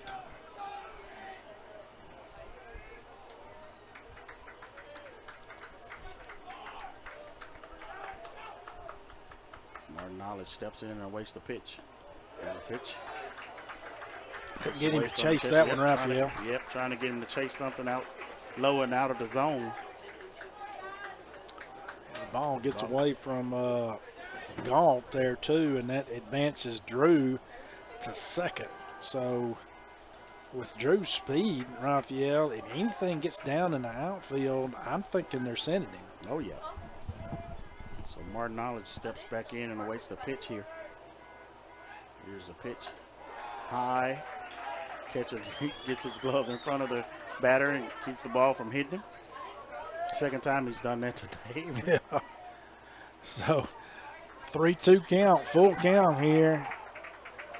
Getting interesting here. 3-2 count for Martinelli. He steps in and awaits the pitch here. Here's the pitch. I got him. Got him to chase something out of the zone for the strikeout. And we're headed to the top of the 7th inning. And score 6-6. We'll be back with more right after this.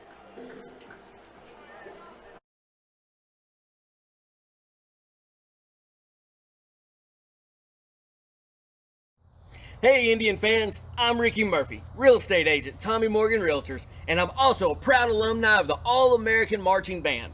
Itawamba Community College was my home for 2 years, and where you decide to make your home will be one of the most important decisions of your life. Whether you're looking to create a plan to buy your first home, or if you're ready today to make a move into your forever home, give me a call or send me a message so we can discuss your next move.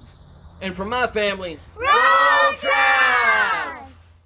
Playing on tour takes years of dedication,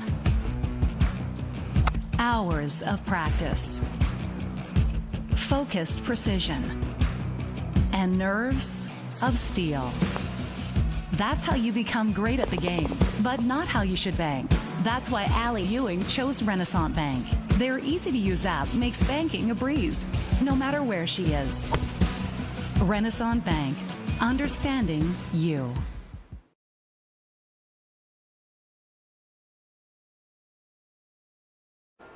Welcome back to Roy Crescent Field here with the Indians and the Lions squaring off in the top of the 7th inning with scores tied 6-6.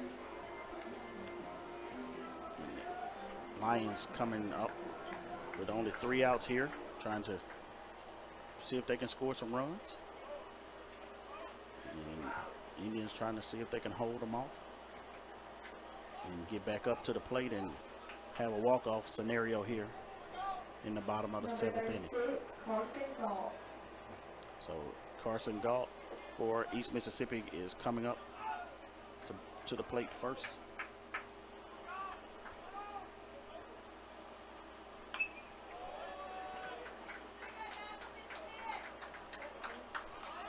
How's that first pitch back?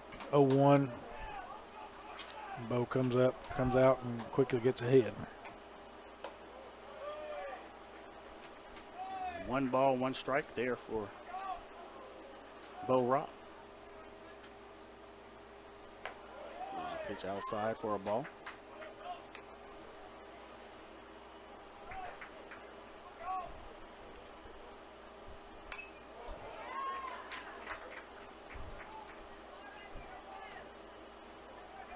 Two count. That one's fouled back.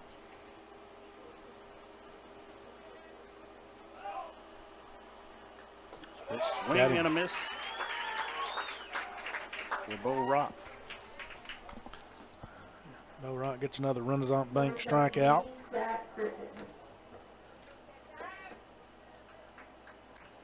Gets the first out of the inning. That's going to bring up Zach Griffith, who did single his last at bat and also singled in the 2nd inning. Here's a pitch from Bo. Swung on, a foul back. Strike 1.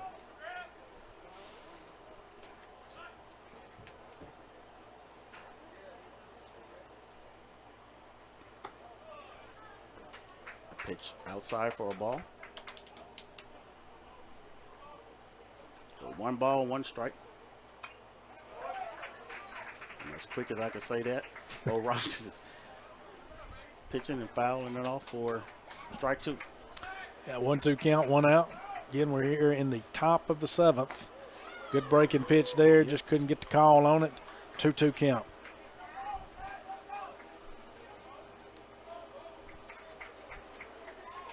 There's a pitch for Bo. Ball hit to center field. Center fielder moves over and makes the catch for the out. So that's out number 2 here in the top of the 7th. Bring up Gates Gerhardt here, who walked his last at bat. Ball low for a ball. Here's a pitch. High for ball 2. Bo Rock working very quickly here. Here's a pitch. Low for ball 3. Yeah, 3-0 count now to Gerhardt.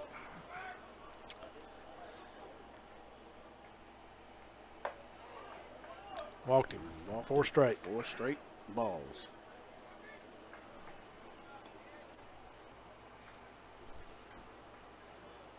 was just about to talk about Bo Rock's speed. I kind of like that, but when you're throwing balls, you kind of may have to take a deep breath and kind of gather yourself a little bit.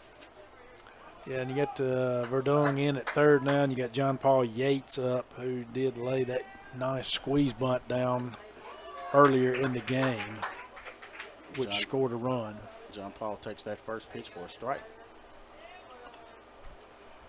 2 outs in the inning here. Bo Rock on the mound. John Paul Yates. Strike 2. No. Umpire did not call that one. 1 ball, 1 strike on John Paul Yates.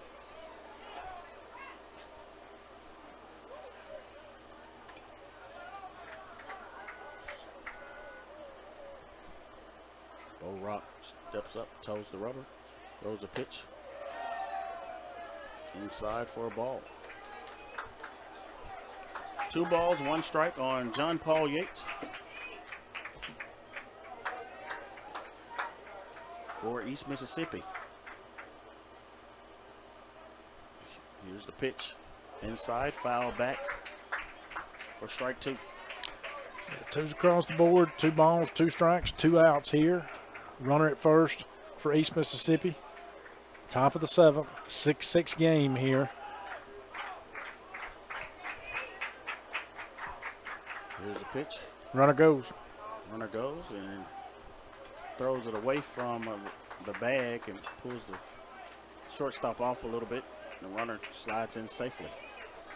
Yes, and they got a runner in scoring position potentially if you're East Mississippi through the lines, depending on how it's dropped, if it's dropped out there in the outfield, whether they'll send him or not. But runner's in scoring position. Here's a pitch. Swung on, hit to first baseman sharply, and he runs over and is able to get the out before John Paul is able to slide in there at first base. And the Indians are able to get out, but no damage done. And we have the score tied 6-6, headed into the bottom of the 7th inning here. Opportunity for a walk-off. We'll be back with more right after these messages from some of our sponsors. At the Orthopedic Institute of North Mississippi, we have been working continually through the crisis to meet the needs of our community. Our walk-in clinic is a service that we provide to our patients that want to avoid the wait and exposure of the emergency room. At the walk-in clinic, you can do just that. Walk in with no prior appointment or phone call. We provide specialized treatment for physical injuries like broken bones, sprained wrists and ankles, joint and tendon pain, and sports-related injuries. You can get in, out, and on the road to recovery quicker. The walk-in clinic is equipped on-site with x-ray imaging, casting technicians, durable medical equipment, and injection specialists. Our team is supported by the orthopedic surgeons of the Orthopedic Institute of North Mississippi. Our staff is specially trained in orthopedic-related injuries. We ensure that you will receive the best care for your orthopedic needs. Remember, at the Orthopedic Institute of North Mississippi, our story is you.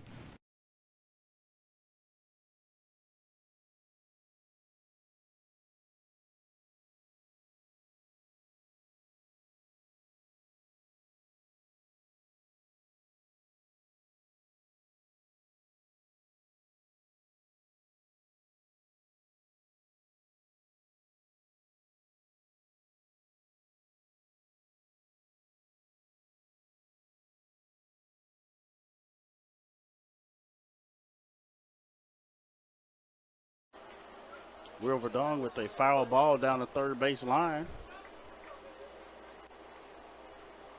Yeah, Will hopping on that first pitch, and it was smoked down that third base line, just foul.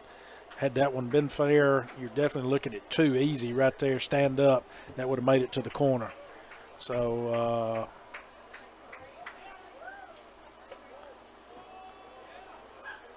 breaking pitch right there moves the count to 1-1.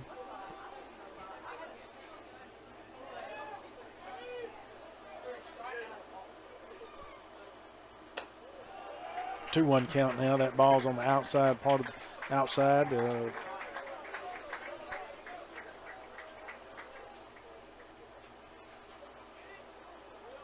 a pitch to Verdong, low for a ball. Yeah, get out of there. 3-1 count. Any way they can get a base runner, they'll take it right now. Again, it's going to take base runners to win this game and walk it off here in the 7th. Hit straight back up by the pitcher for a base hit for Verdun. Wow, nice job. What a job there, Raphael.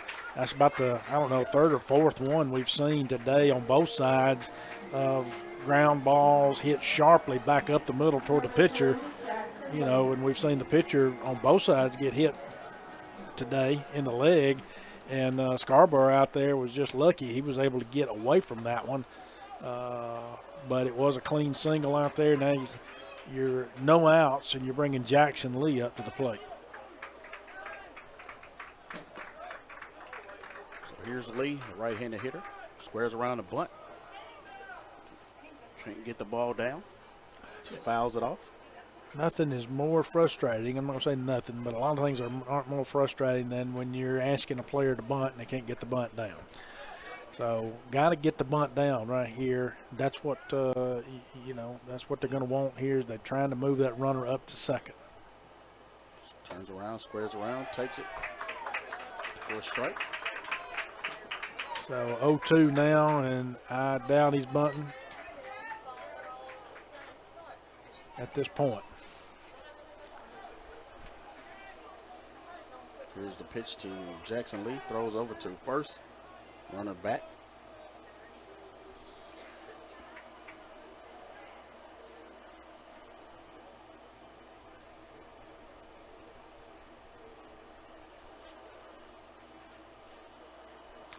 (0-2) count here. We're in the bottom of the seventh. No outs. Runner at first here. ICC looking for the win here to walk it off. Pitch inside for a ball on Jackson Lee. Yeah, ball one right there. So got a 1-2 count.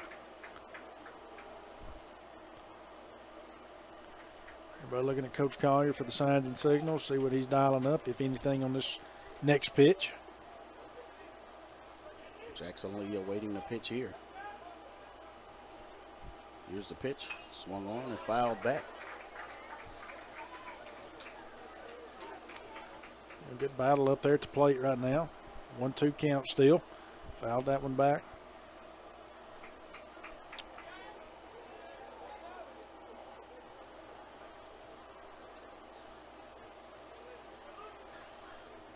Jackson Lee awaiting the pitch here. Here's a pitch. Way outside. Ball gets away. And Will Verdun is able to move up to second base. All right, now, Ralph, you had advanced Verdun without having to lay the bunt down. So now if you're Jackson Lee and you're Coach Collier, all right, you're like, all right, that's behind us. The bunt didn't go down, but, hey, he's there. He's at second. He's where we want him now, and we didn't have to eat out. Right. Put the ball in play. Put the ball in play. So Jackson Lee has stepped in and waiting on the pitch here. Here's the pitch to Jackson Lee. Outside for a ball. Good eye right there. He's worked the count back to full. So great job there by Jackson Lee on his end to get that count back to where it is. So let's see what they do here. Got the count at full. No outs. Lee waiting on the pitch.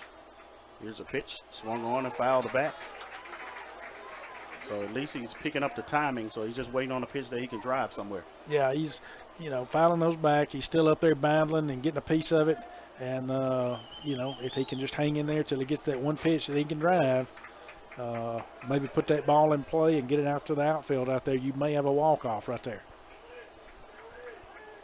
So Jackson Lee steps in and waits the pitch. Swung on and missed for strike three. Yeah, that was a big Renaissance Bank strikeout right there by Scarborough. But when you look at it, Raphael, there's no harm, no foul, really, because they were expecting a sack bunt from the beginning anyway, and which would have moved Verdun over to second, and the out probably would have been at first. So we're still dealing with kind of what Coach Collier and what he envisioned anyway, and that is Verdun at second with one out, and now Settlemeyer's stepping up to the plate. So it's not a total lost cause here, and East Mississippi is looking to, I guess he was checking to see if he had any mound visits. Yeah, I think so. Just trying to see if he had a mound visit, and I think he's just kind of going out to talk to his pitcher and get him to settle down, maybe. Yeah, and trying to see how many he had nobody's left. in the dugout. No. over in the pitching area warming up, so I guess he's trying to get him to settle down a little bit, let him know what the situation is. I think you're right. I guess he was trying to see how many he had left, I guess, in that situation, and so in the event he needed to make another mound visit later on. Anyway, East Mississippi is out there. Their coach is talking to Scarborough and giving some final instructions with a runner at second, Verdung. 1 out now. You got Settlemyers at the plate. Settlemyers today in this second game has 2 singles on the day, and I've got him with. He had a home run, I think, or earlier. 3 RBIs, I think, if I'm reading my writing correctly. Here's the pitch to Settlemeyer. Low for a ball. And yes, you're correct. He did hit a home run in game 1 and had an RBI in game 1. So now they're gonna put him on. Put him on. Well, they're gonna put him on and try to set up the double play. Right. Not gonna take their chances with Settlemyers. They're gonna try to take their chances with Bo Rock. So a lot of coaching and wheeling and dealing going on right now. Yeah, it is. And that, when you get to this type of game right here, conference play, decisions you make like this, you're trying to make a checkers or a chess move and then see who makes the next and where they go. So right now, East has put Settlemyers on. Bo Rock at the plate, 1 out. Here's the pitch to Bo Rock. That's going to be a hit. Base hit. It's going to be a walk-off. Walk-off, and comes around and scores, and he's safe.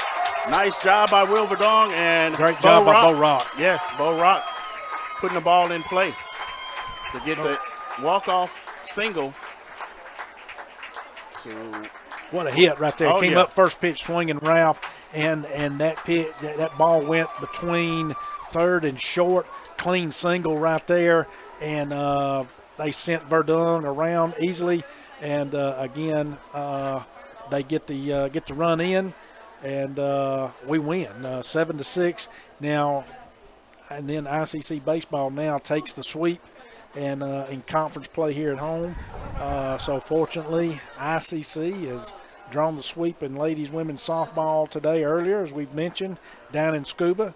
And now they've drawn the sweep here at home with ICC in baseball. And so great day for the Indians. And I was mentioning earlier about orientation and how great of a day it was for that.